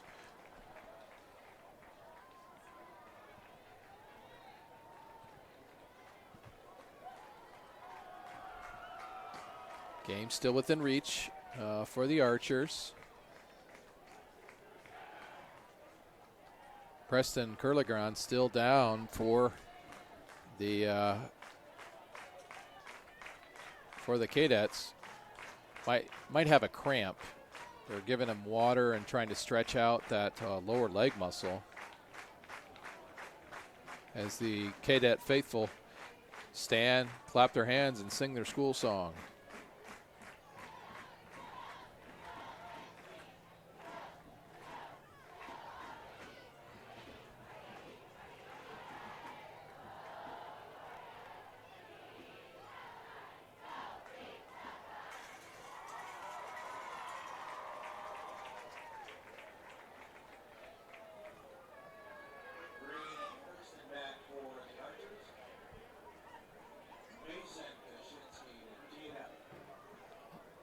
Green and Markalen Harrison back for the Archers. Kaczynski is going to punt it or kick it away.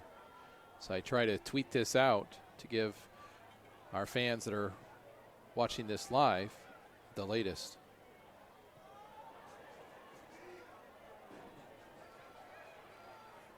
Markalen Harrison has a lot of room. He's going around the right-hand side, but he's pulled. You could hear the coaches from the Cadets say, they kicked it too deep. You give him a little room, and he can burn you.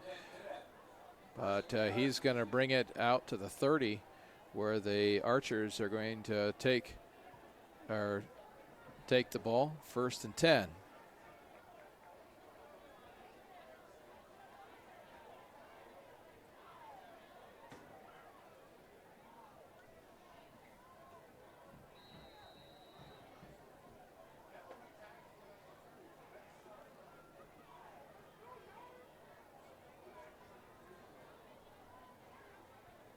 Archers need to get some points.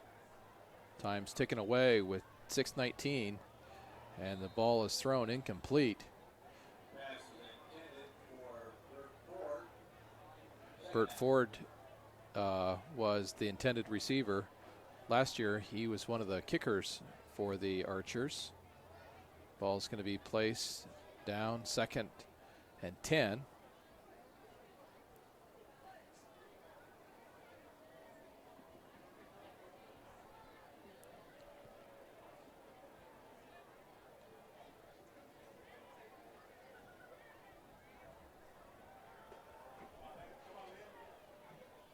Comes the Archers, and wide open and right in the breadbasket. Intended receiver Everett Merritt was wide open and past the defense, but he missed the throw. And once again, another Archer is down. This time it's number 53 for the Archers.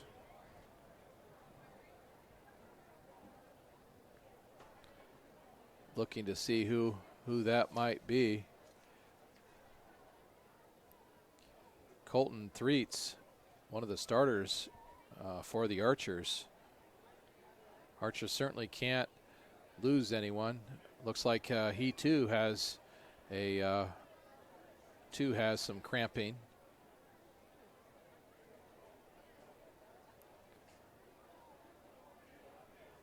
I believe the game time temperature was around 80 degrees, so sure, this being the first game of the season, hydration may become an issue, especially here in the second half.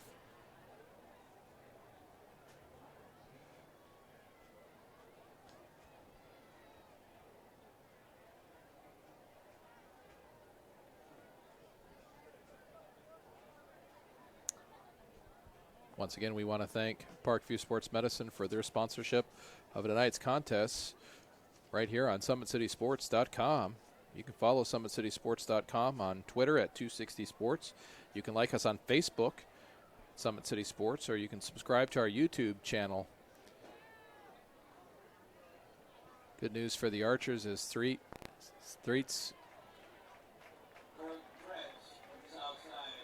or Threats. I've heard it both ways. Gets up, kind of lumbers off on his own. Hopefully they can get him some hydration and, you know, he'll be okay.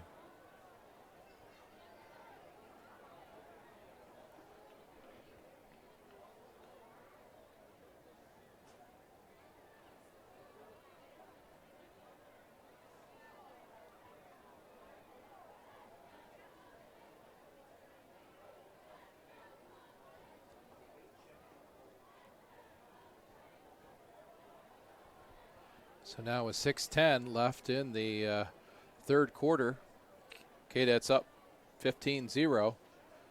Archers have the ball on their 30-yard line, have not been able to move it. Archers bring in a new center. I believe that's number 51, Corey Hanna. Moves over from guard. I know that's something that the Archers were hoping that their offensive line could be a wall for Markalen Harrison. So far, he's not been unleashed. And nice throw, but way too deep for Everett Merritt, number 22. And so it's 4th down, and the Archers are going to have to kick it away. Xavier Pedroza will come in at halftime. He had led both squads with 37.7 yards per punt. Again, 15-0, 6:05 left here in the third quarter. Archers trying to set up a wall to protect Pedroza, but it looks like they're going to have a delay of game, which is going to move that ball back 5 yards. Looked like the last player in the wall got a little late start, and so that brings up 4th down and 15 with Javier Pedroza back to kick. Nice punt. Takes an Archer bounce. Archer's going to finally down it at the 40-yard line. 1st and 10 Cadets. So another nice punt. He's going to have a nice average, especially in this second half. Looks like the wind is blowing from right to left, so that's an advantage for the Archers, at least in this quarter.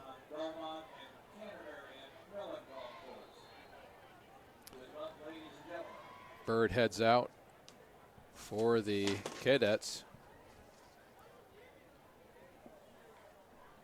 6'3", 175-pound junior.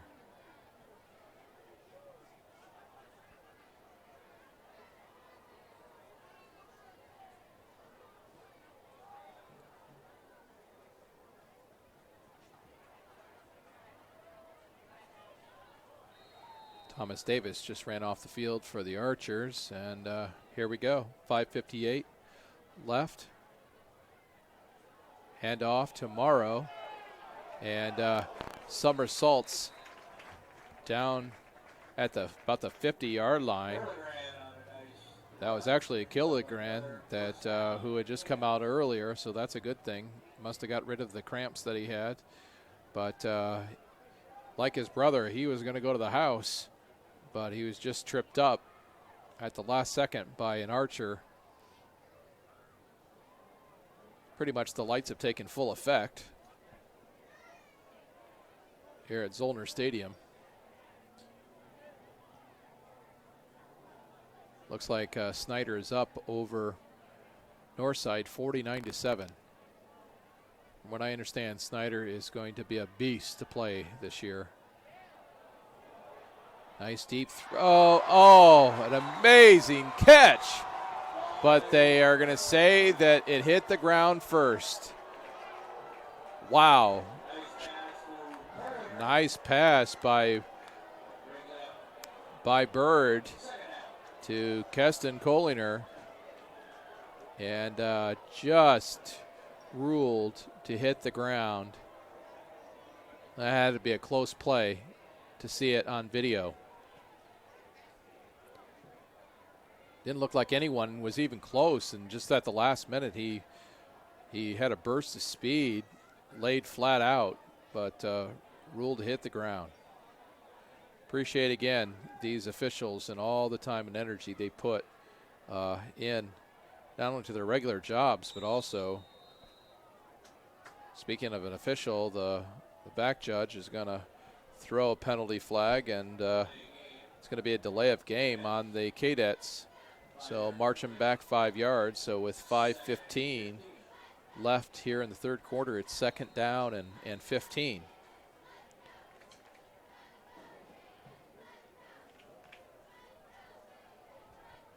Two receivers left and right in the spread for the Cadets.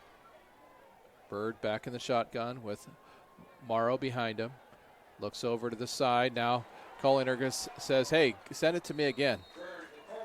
And this time he picks up a first down, I believe. If not, it's going to be real close. The head official is going to say, yes, first down. So the chain gang will move it forward. So with 5:08 left here in the third quarter, the host Cadets winning 15-0. They'll have fresh set of downs as they're driving into Archer territory.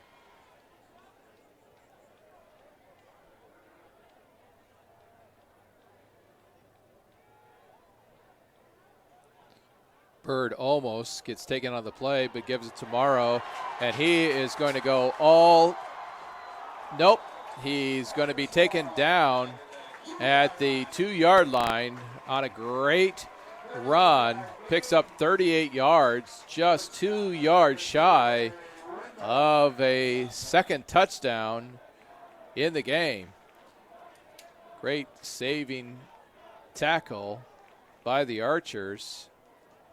But boy, that young man had a full head of steam and just gets taken down just before he scores his second touchdown of the game. Now we have two receivers left and right for the Cadets. Bird looks like he's changing the play. Comes up underneath under center, and a quick draw to Morrow, and Marcus Morrow. Oh, actually, that's Killigrand. And so now with 4:29 left in the third quarter, the Cadets are either going to go up 21-0 or 22-0.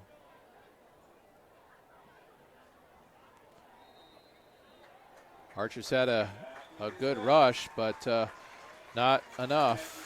And now it's 22-0. Cadets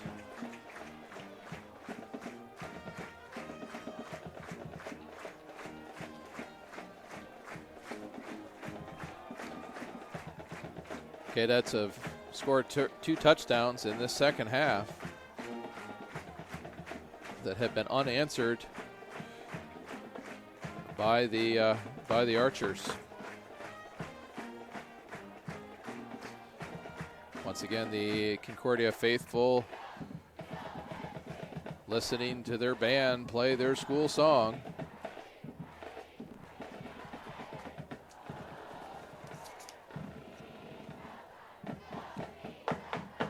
As they cheer.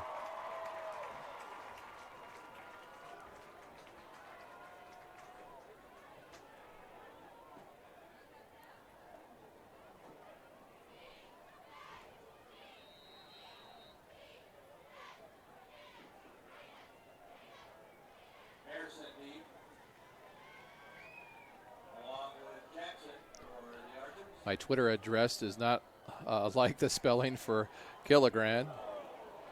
Markaylin Harrison jukes and dances, but finally taken down at the 26-yard line, where the Archers will take and start 1st and 10 with 4:22, now down by 22.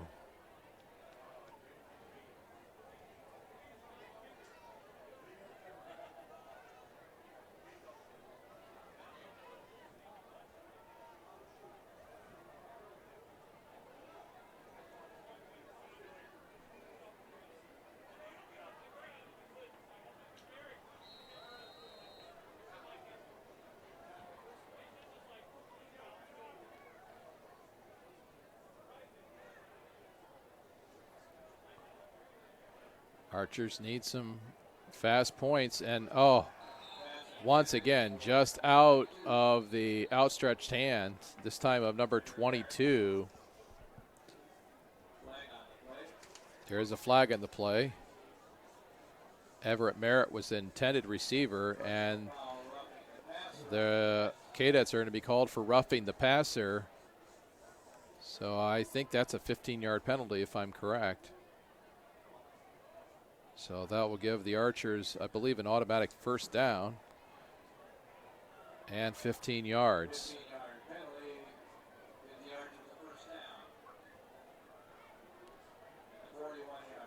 That's going to happen, and these boys try to do their best, and sometimes they get just a little bit overzealous.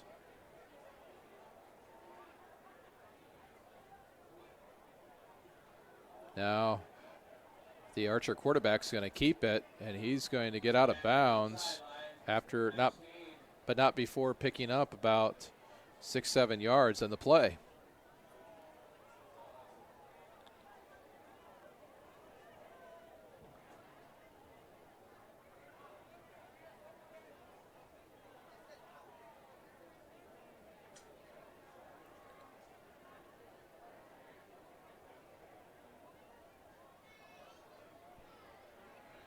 Now it's 2nd and 5. Omar Jackson fakes it to Markaylin Harrison, and Omar Jackson is going to spin and spin. Does that one more time, he'll be a washing machine. But he fights for the first down, and I think he's going to get it. Spun twice before taking down. Last time he did that, he stretched out, and he had the ball stripped, but this time he holds on, and the Archers are going to come up with the first down. So 3:56 left here in the third quarter.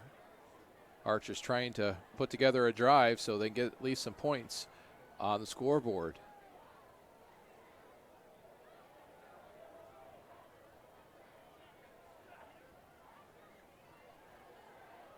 Strung out this time.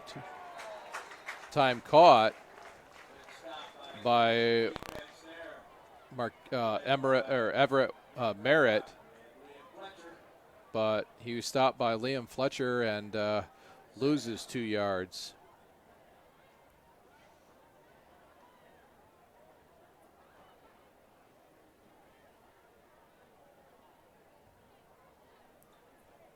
So 2nd down and 13. Ball at the 48.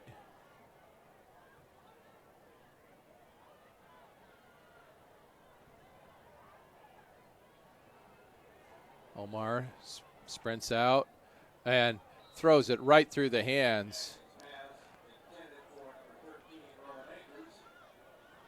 Number 13 for the Archers, Rowan Akers. New receiver that I've not seen yet on the field, but it just went past him. So it's 3rd down and 13. Another big play for the Archers if they hope to get any kind of momentum to get some points on the board.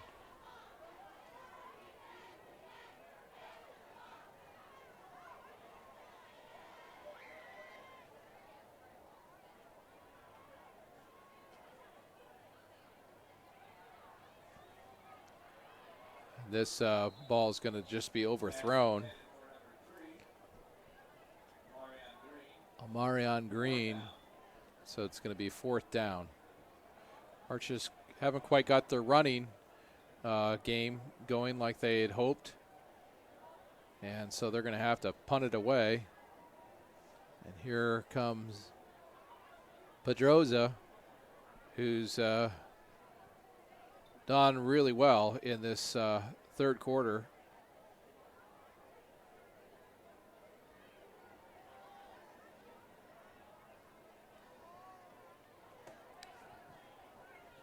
Snap is made, and nice high kick, fair catch made.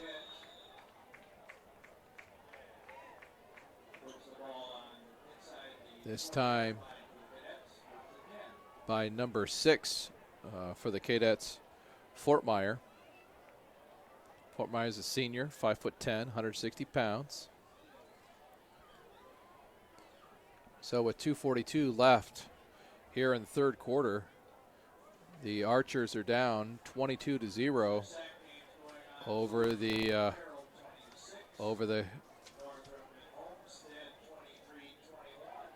Cadets are over the Archers. That is 22-0.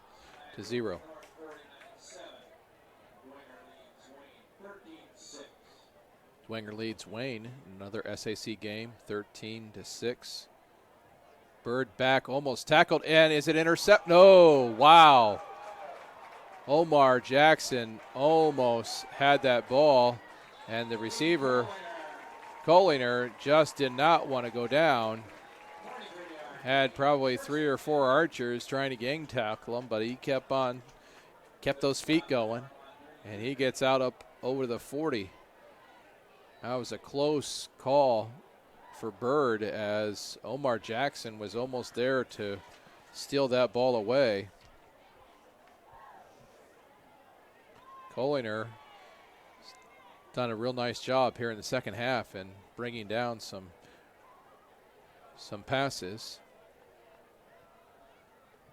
Bird hands it off to, I believe that's Morrow. Again, it's real hard to see with the maroon letters on the black uniforms. With the Archers' white uniforms and Kelly green numbers, it's obviously much easier to see. When I've called other games for Concordia, sometimes they'll have their maroon uniforms with white letters, and that's obviously probably one of the best. So receivers split left and right. Morrow in the background, Bird barking out the plays. 1:26 left here in the 3rd. Intended receiver had a miscommunication with Bird as he kept running and the ball was thrown behind.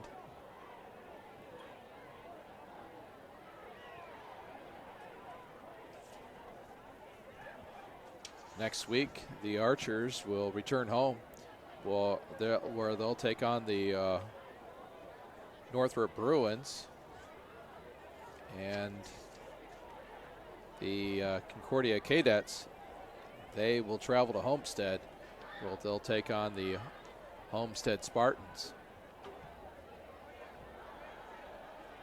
Bird, nice long throw, but no, not even, I think it went out of bounds. And the receiver put his hand up but didn't even look back. Intended receiver was Anderson Drew. Griggs is back to punt for the Cadets now that it's 4th down. We got Thomas Davis and Harrison back. This is a short kick, and in a dangerous play, the Archer runs in there to get it. That's number 9 for the Archers, Daryl Reynolds. I don't know what his coach thinks about him sneaking in there to try to get it when there's 2 Cadet defenders right there. That goes off of him, could easily be a Cadet ball. But what do I know? Certainly appreciate watching these boys play.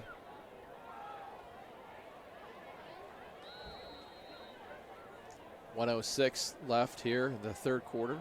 Archers down 22-0.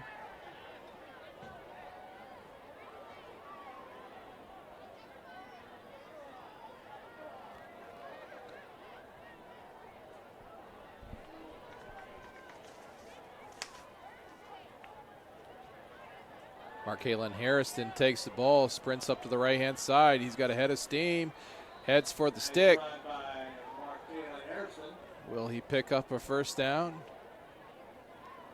Looks like by where the linesman is located, it's going to be close if, yep, first down for the Archers. Markalen Harrison was a man on a mission there. There was no dancing or juking. It was just flat out speed running for the 5'9" senior. He's given it this time, and but goes nowhere. And Freeman's there on the tackle for the Cadets. 7-yard loss for the Archers, and the ball's placed now at the 50.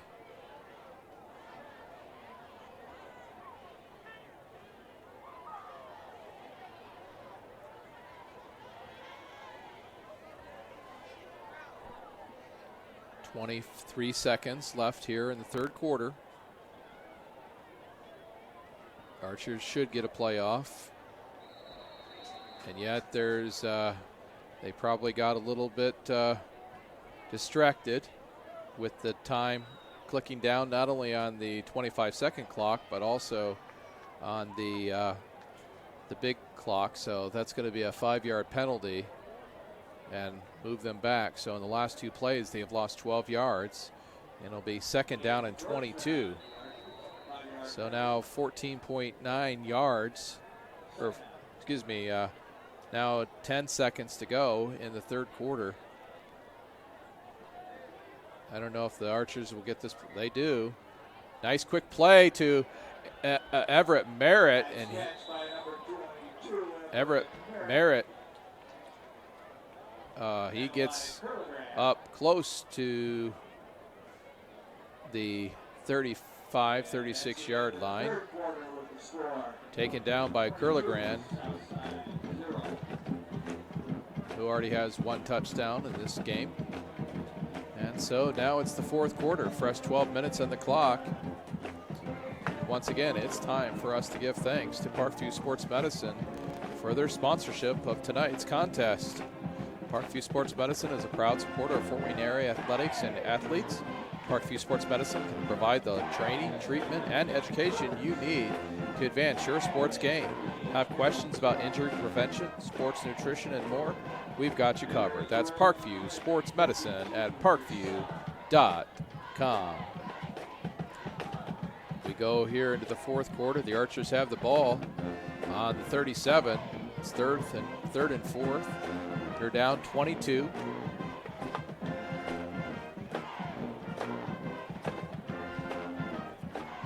Last year, the Archers only scored 18.3 points a game, but they allowed 36.9. So they've cut that in about half thus far.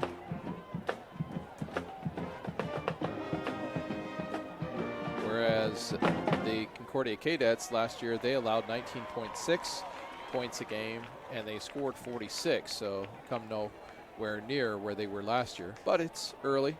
First game of the season.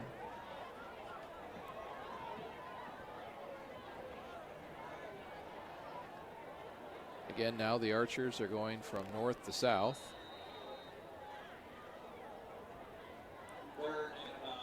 Omar Jackson hands it off, and he was initially, Markalen Harrison was initially brought down, but he kept fighting for yards. And unfortunately for the Archers, he's going to lose big yardage on that play. You can tell he's upset with himself. It's 4th down and 15 with 11:34 to go. It's actually 4th and 16.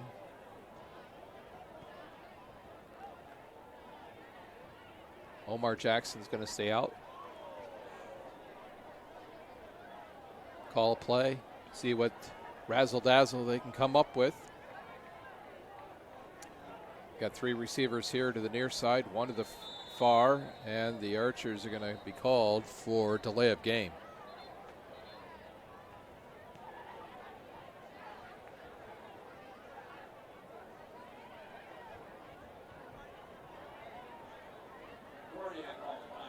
Actually, Concordia is going to call a timeout.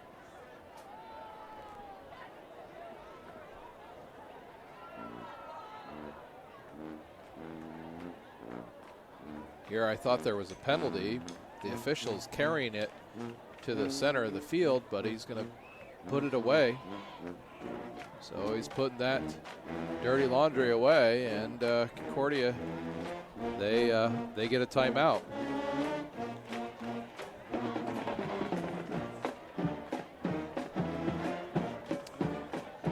Here's that Homestead has now taken a lead.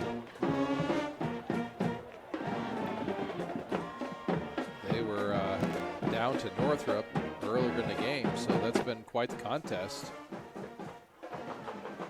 They were down 14-0 early on, but now they have charged back. I believe that game is at Northrop.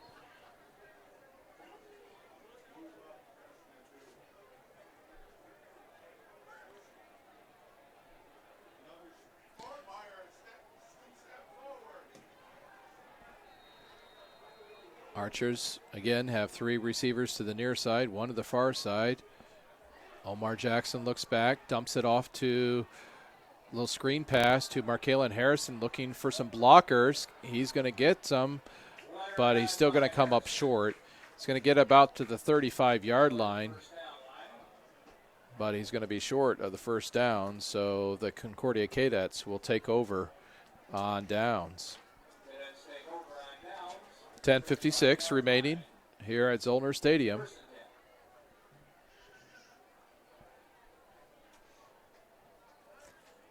Appreciate the camera work by David Mortensen up on top of the press box here at Zollner Stadium. Hope that you'll tune in throughout the season to see our live broadcast, because we don't have Wi-Fi here at Zollner Stadium. We could not bring this to you live. This time, 3 receivers to the left. Pitch out to Morrow. Is going to be brought down by number 52 for the Archers, Taj Alford. 8 yards on the pickup, and it's 2nd down and 2. Looks like there could be another Archer down this time. Never want to indicate who that player is if I don't exactly know. Looks like it's number 4, Thomas Davis. He's a senior, 5'7", 155 pounds. Several players have already had to be checked out for cramps. We want to thank Parkview Sports Medicine, their trainers, for helping our players Right now there's a trainer from the Archers and a trainer from Concordia out there working together. Looks like Thomas Davis is sitting up. His coach from the Archers going to watch him get up. And Davis is going to head back to the sideline on his own power. So that's always a good sign. Certainly don't want anyone hurt in these games. We know that due to the nature of the sport, it can happen, but certainly don't want that for these players.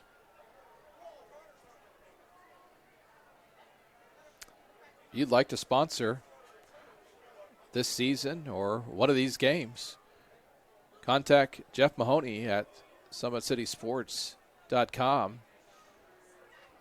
Your advertising dollars can go a long way and have several reads during a game and support these tremendous students and athletes. Week by week, we get thousands of hits on our games. Bird back to throw. Nice shot. Oh, and once again, pass intended for Anderson Drew, and looks like it just went off his shoulder pad. He was wide open and obviously was thinking about the touchdown.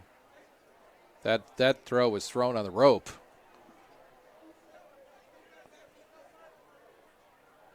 I'm sure as the season progresses, other coaches will have to watch for that play, because that was a thrown ball that Anderson Drew just missed, but he's not going to miss all of them.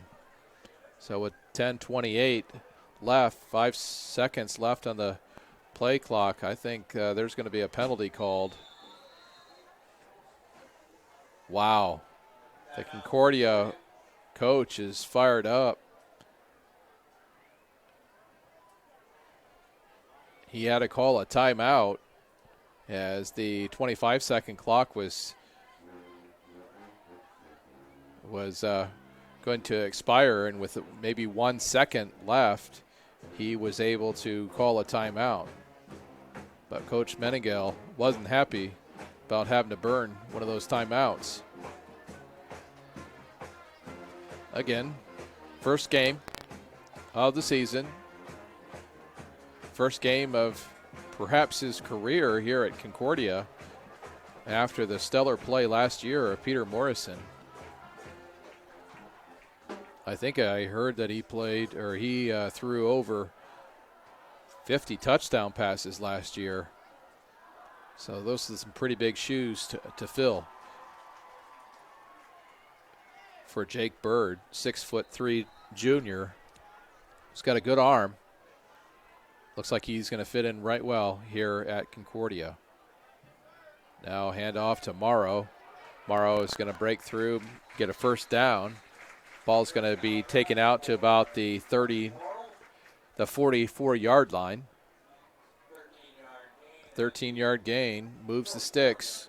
So with 10:20 left here in the fourth quarter, with the Cadets up 22-0 over the Archers. The Cadets are now in the Archers' territory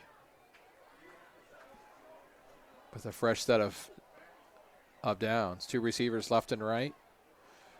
Morrow in the background. Curligran goes into motion. There's going to be a penalty called. A lot of laundry out on the field, and it's going to be a false start. Not sure who that was by, but obviously that's not what Coach Meningel will want. He'll get that cleaned up, I'm sure.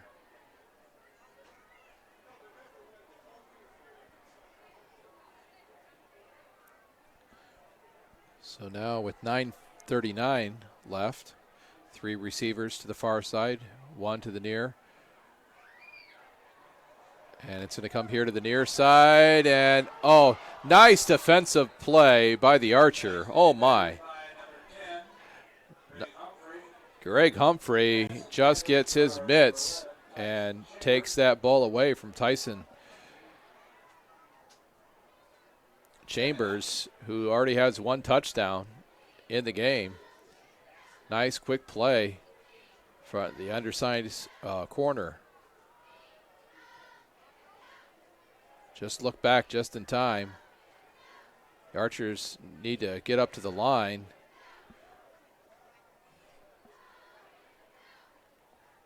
Now Bird back is going to throw the same pass, and this time he's going to make the catch. It's going to be a first down. I think that was the same exact play.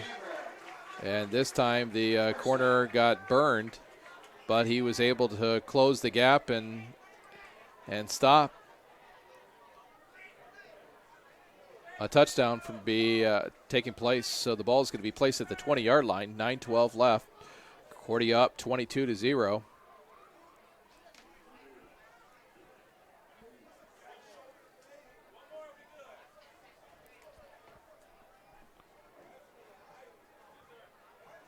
Concordia is hoping for one more as Bird. Oh, almost intercepted by the Archers. I was going to say that the Concordia faithful are they want to get one more score. And Bird just had to dump it out of there. Came real close to being intercepted by the Archers. So it's going to be 2nd down and 10.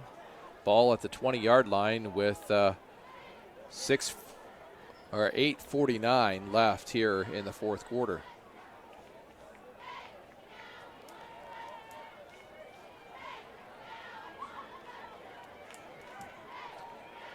The Cadets keep throwing it, even though their runner, who now takes it, Morrow, has over 100 yards. He's going to be tackled on the far side by number 14. Kayshawn Bass. It's 3rd down and it looks like maybe 6 yards.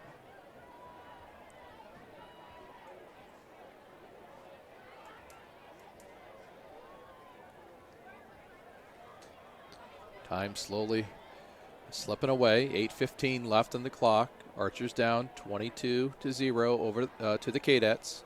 3 receivers here to the left. Bird looks this near side, just overthrows the intended receiver, who probably should have caught that, but I'm sure he'll be thinking about that tonight as he sleeps.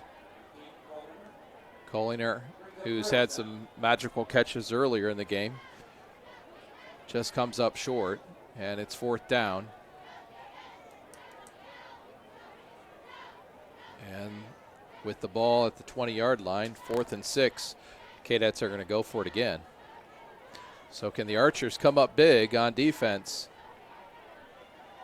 See if they can put some points on the scoreboard in this initial game of the 2017 campaign. Bird throws it over the middle, and it's caught. Touchdown by Kamari Anderson-Drew. 20-yard reception for the Cadet. That took place at the 7:57 mark. Anderson-Drew with his first touchdown of the season.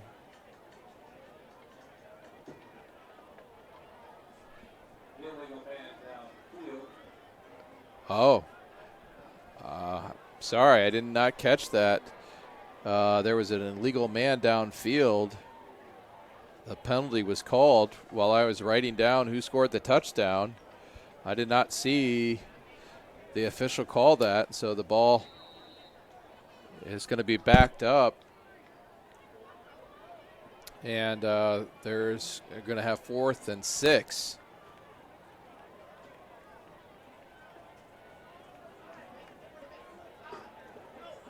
So we go from a touchdown to that being called back. So no touchdown. Now we have 3 receivers here on the near side. Bird looking. Oh, and he's going to be tackled from behind. He's going to fumble. Bird, sacked by number 16, Brandon Eldridge. Brandon Eldridge with the sack.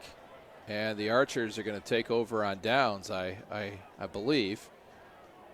So perhaps they said his arm had forward motion. So with 7:50 left here at Zollner Stadium, the Concordia Cadets, who appeared to go up 28-29-0, had that touchdown called back, and now the Archers are going to try to get some points in the score. Omar Jackson throws as far as he can. Oh, an amazing catch! An interception by number 5 for the Cadets. Oh my goodness. That was incredible by Keani Griggs, the senior, 6 foot, 175 pounder. He intercepted it. It appeared that the Archers quarterback threw it as far as he could go. And with an acrobat catch here at 7:42.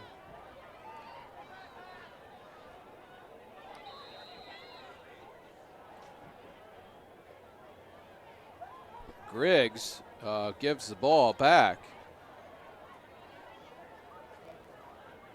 to the Cadets. Now Anderson Drew catches the ball. He's spun around, but he's going to pick up 6 or 7.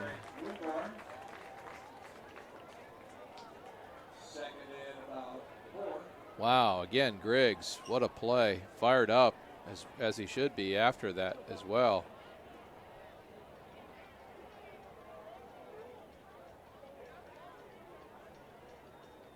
Ball's placed at the 49-yard line of the Archers, 7:09, 7:08, as the official stops and starts the clock. Some confusion here as the 25-second clock gets started, and I think they took 2 seconds off the play clock. In our normal broadcast on Summit City Sports, we'll have a scoreboard as well as the actual clock that you can see. But since this game could not be live without Wi-Fi, we had a backup plan for that. But another game tonight, the Wi-Fi was out, so we had to give that up to that other game. I think that was Snyder versus Northside. Snyder being a defending champ as well. They're all over Northside tonight. So with 6:27 left, the Cadets up 22-0. Bird still in there with 2 receivers left and right. Morrow in the background, or backfield. Nice long throw and overthrown. Some of the fans here at Concordia wanted a flag, but I don't think that was catchable. The intended receiver, number 11, Tyson Chambers, he looked like a corkscrew trying to look back to get that. So it's 4th down and 7 with 6:11 left. And the Cadets are going to punt it away. Nice quick kick, high kick, takes a Cadet bounce, goes out of bounds as Markaylin Harrison of the Archers watches. And the ball's going to go out at the 30, I believe, where the Archers will have 6 minutes and 3 seconds to see if they can get some points on the scoreboard for the season to get a little momentum for next week against Northrop, which is in a dogfight with Homestead at Northrop. We'll be back at Southside's Jack Weichert Stadium, hopefully live if the Wi-Fi is working. There might have been a penalty called. Oh, false start. Oh yeah, so Again, maybe as the lights are taking full effect, and I'm a year older, I didn't see the dirty laundry on the field. And as a result, there was a false start called on the Cadets. 5-yard penalty, backed up, and they'll kick it again. Oh, this time it's blocked by the Archers. And I believe that's number 51 for the Archers, Corey Hanna. He's been on a couple significant plays tonight. So, wow, what a turn of events with that false start. Represents about 60 yards as the punter for the Cadets. It's blocked, and then Corey Hanna, I believe, falls on it. So nice turn of events for the Archers. This isn't their best field position of the evening. I believe that in the first half they were either on the 15, I think they were on the 15-yard line. We're not able to get any points, but let's see what they can do here. As the quarterback gets it away, but nowhere near the intended receiver. Number 13 for the Archers, Rowan Akers. So it's second down.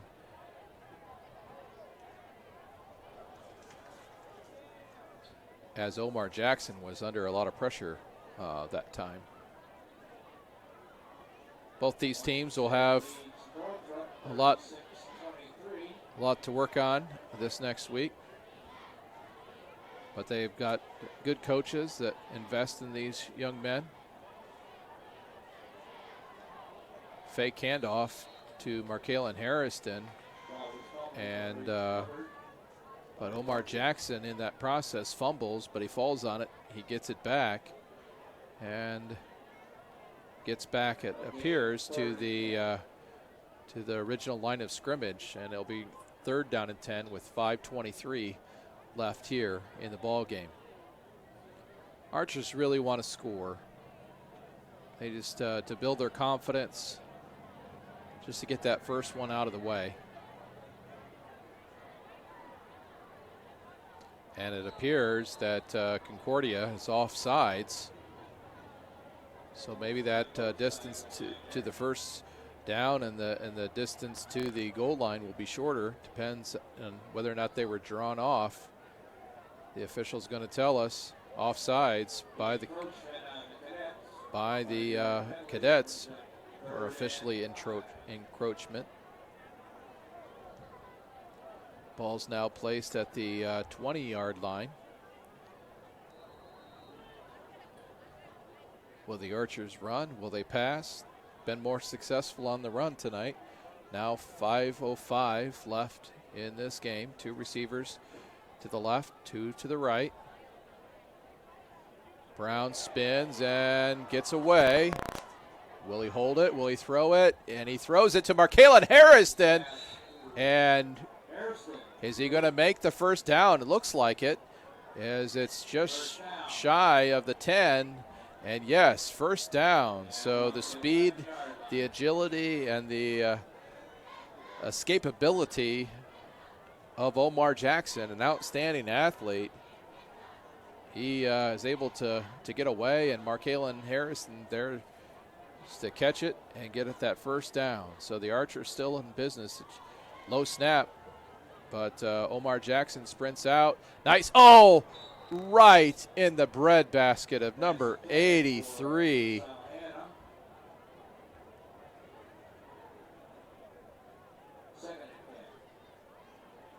Perhaps that wasn't, I believe I heard Corey Hanna. I don't know if that's right or not, but it was right in his breadbasket. He was standing right on the outside of the end zone, but hit him right in the chest and bounced off. Perhaps just got just a little bit zealous.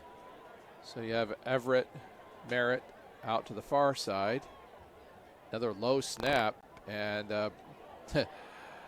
it's a little flicker up to Markalen Harrison, and it's complete.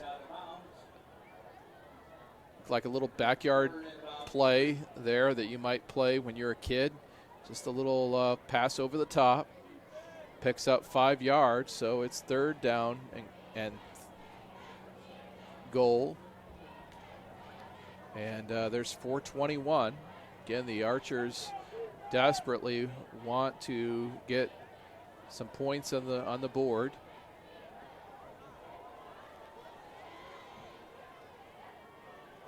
Last year, the Cadets beat the Archers at Weicker Stadium, 40-7, I believe. And this time, Omar Jackson has nowhere to go, loses 5 on the play.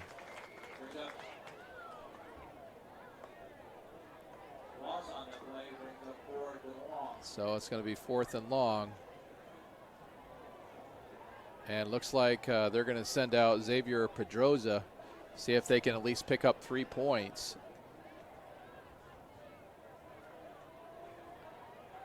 I like that. I think as a coach, it's always important to get some points so that you're not shut out. And Pedroza definitely has a good leg.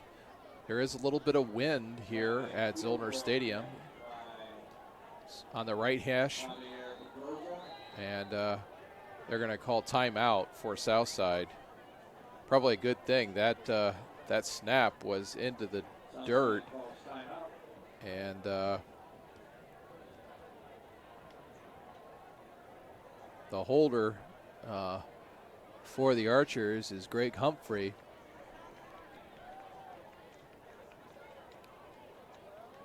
A little bit of wind here.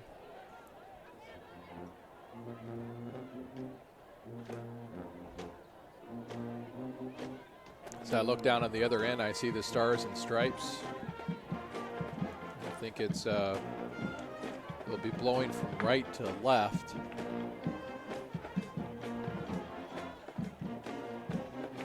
Once again, the band has done an excellent job here in the stands, playing for the Cadets.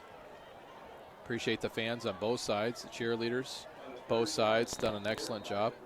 35-yard attempt for Pedroza.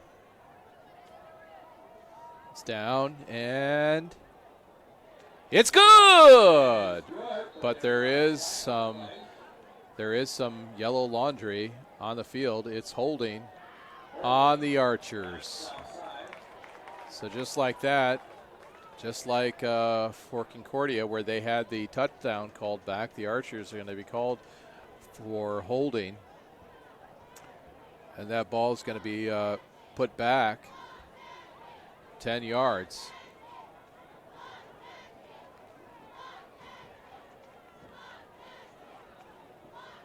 The officials trying to replace the ball.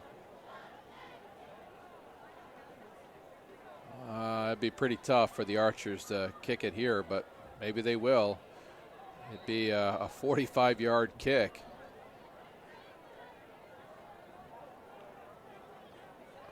Oh my goodness. They're going to go for it. He's on the right hash, and it's going to be a little bit over 45 yards. Looks like it's offsides and blocked. No flag in the play, but it certainly looked like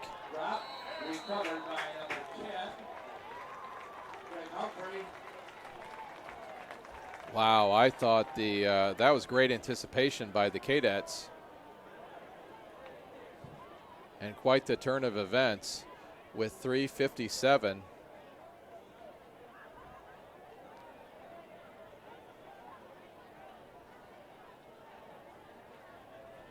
So now with that block, and Concordia is going to take over on downs now at the 41-yard line.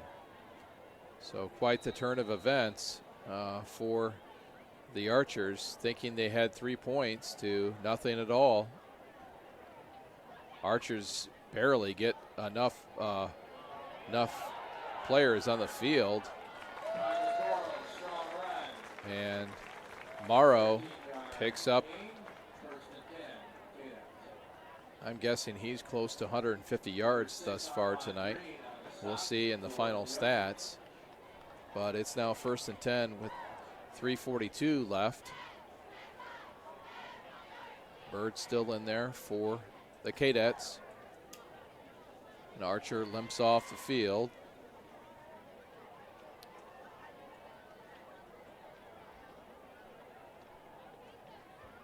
.320 left in the game.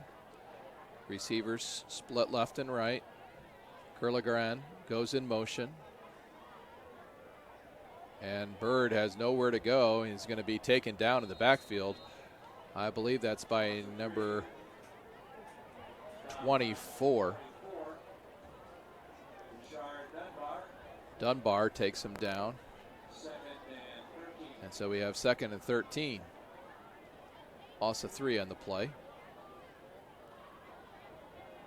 Thank you again, Parkview Sports Medicine, for your sponsorship of tonight's contest, as well as Sports Center Inc., where you can get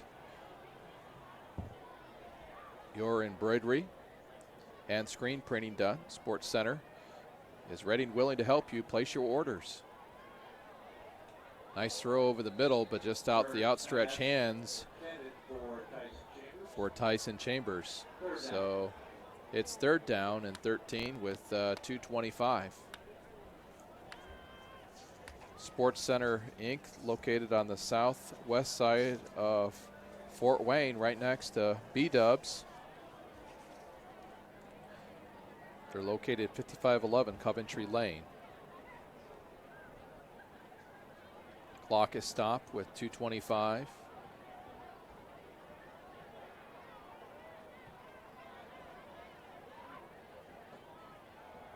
Bird throws it over the middle, and I think that's Curligrand, who I think he's having problems with cramps again. He's going to try to hop off the field, but the officials are going to call a timeout just to give him an extra chance to get over there. Just like the Archers were trying to score and did score with a field goal, but then it was called back. The Cadets are trying to perhaps put one more score on the scoreboard as they continue to work out the kinks in their offense after last year's state championship team graduated many seniors. Bird hands it off to Morrow. He goes right up the middle. And looks like he's going to get to about the 4-yard line, just past the 5. 7-yard gain. 2nd down and goal. Or actually, I take that back. It's at the 9-yard line, so 2nd and 3 with 1:30 left. Concordia taking their time,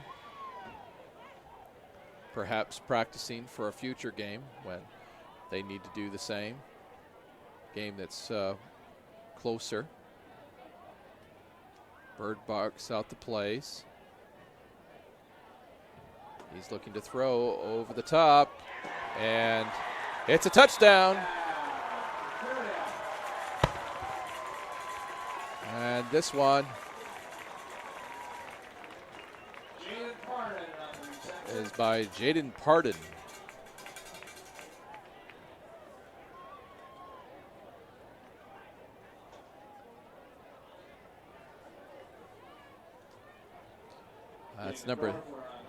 That's number 35.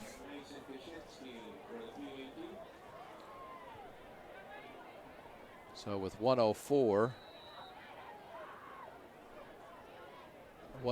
left, Cadets are up 28-0, and now 29-0. It's good.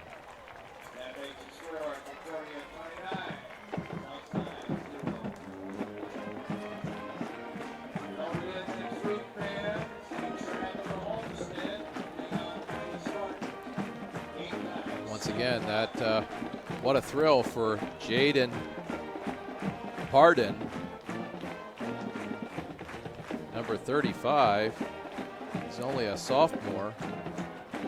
And that's Pardon, P-A-R-N-I-N, 5'6", 145-pound wide receiver.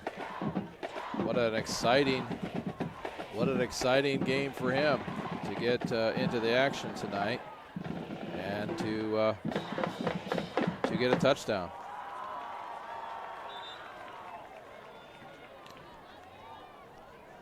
So it's now 29-0 with 1:04 left here in the game. Cadets will kick it off.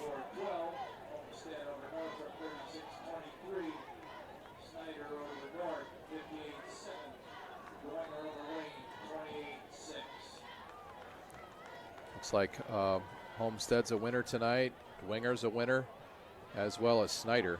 Little squib kick. Dangerously goes over the Archer returner.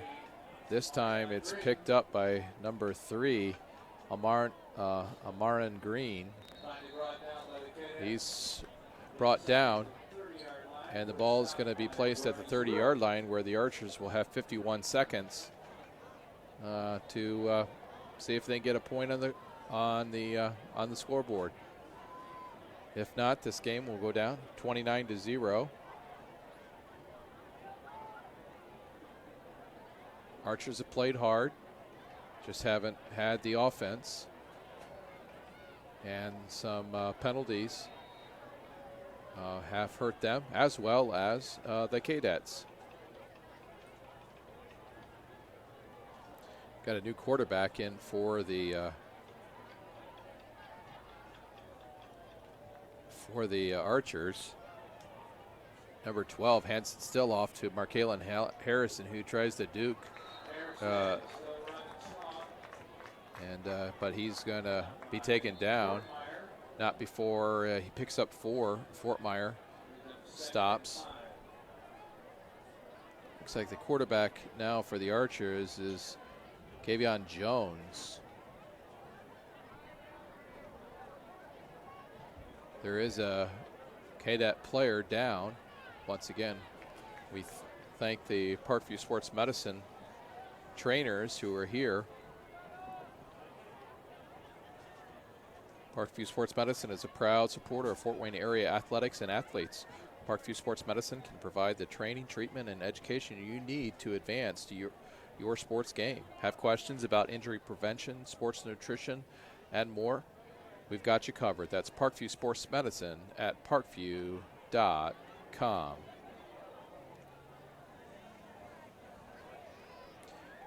This game brought to you by SummitCitySports.com.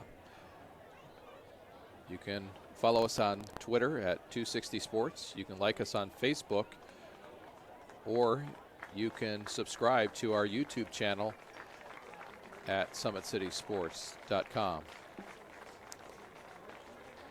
Injured player, number 71, Jackson Spearies, I believe. He's a junior, 6'4", 230-pounder. He comes off the field on his own power, so that's a good thing. So 36.7 seconds left here at Zollmer Stadium.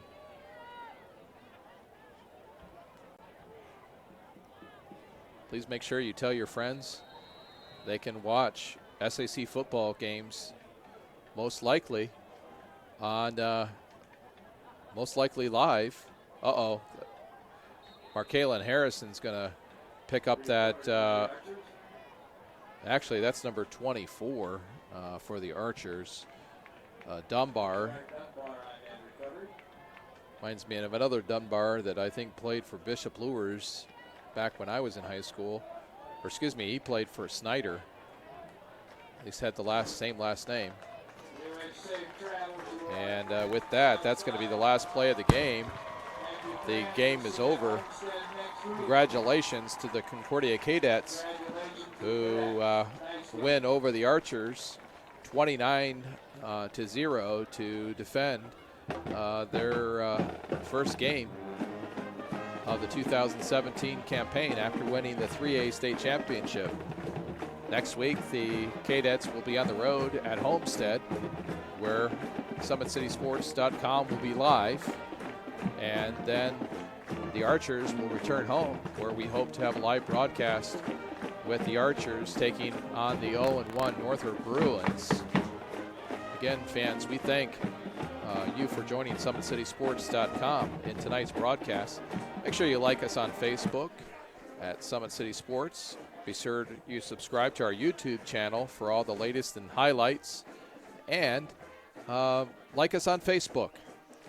Meanwhile, give those people at Parkview Sports Medicine a shout out and thank them for their sponsorship of this season-long commitment to celebrate the athletic accomplishments as well as the prowess of these athletes. We also want to give thanks to Sports Center,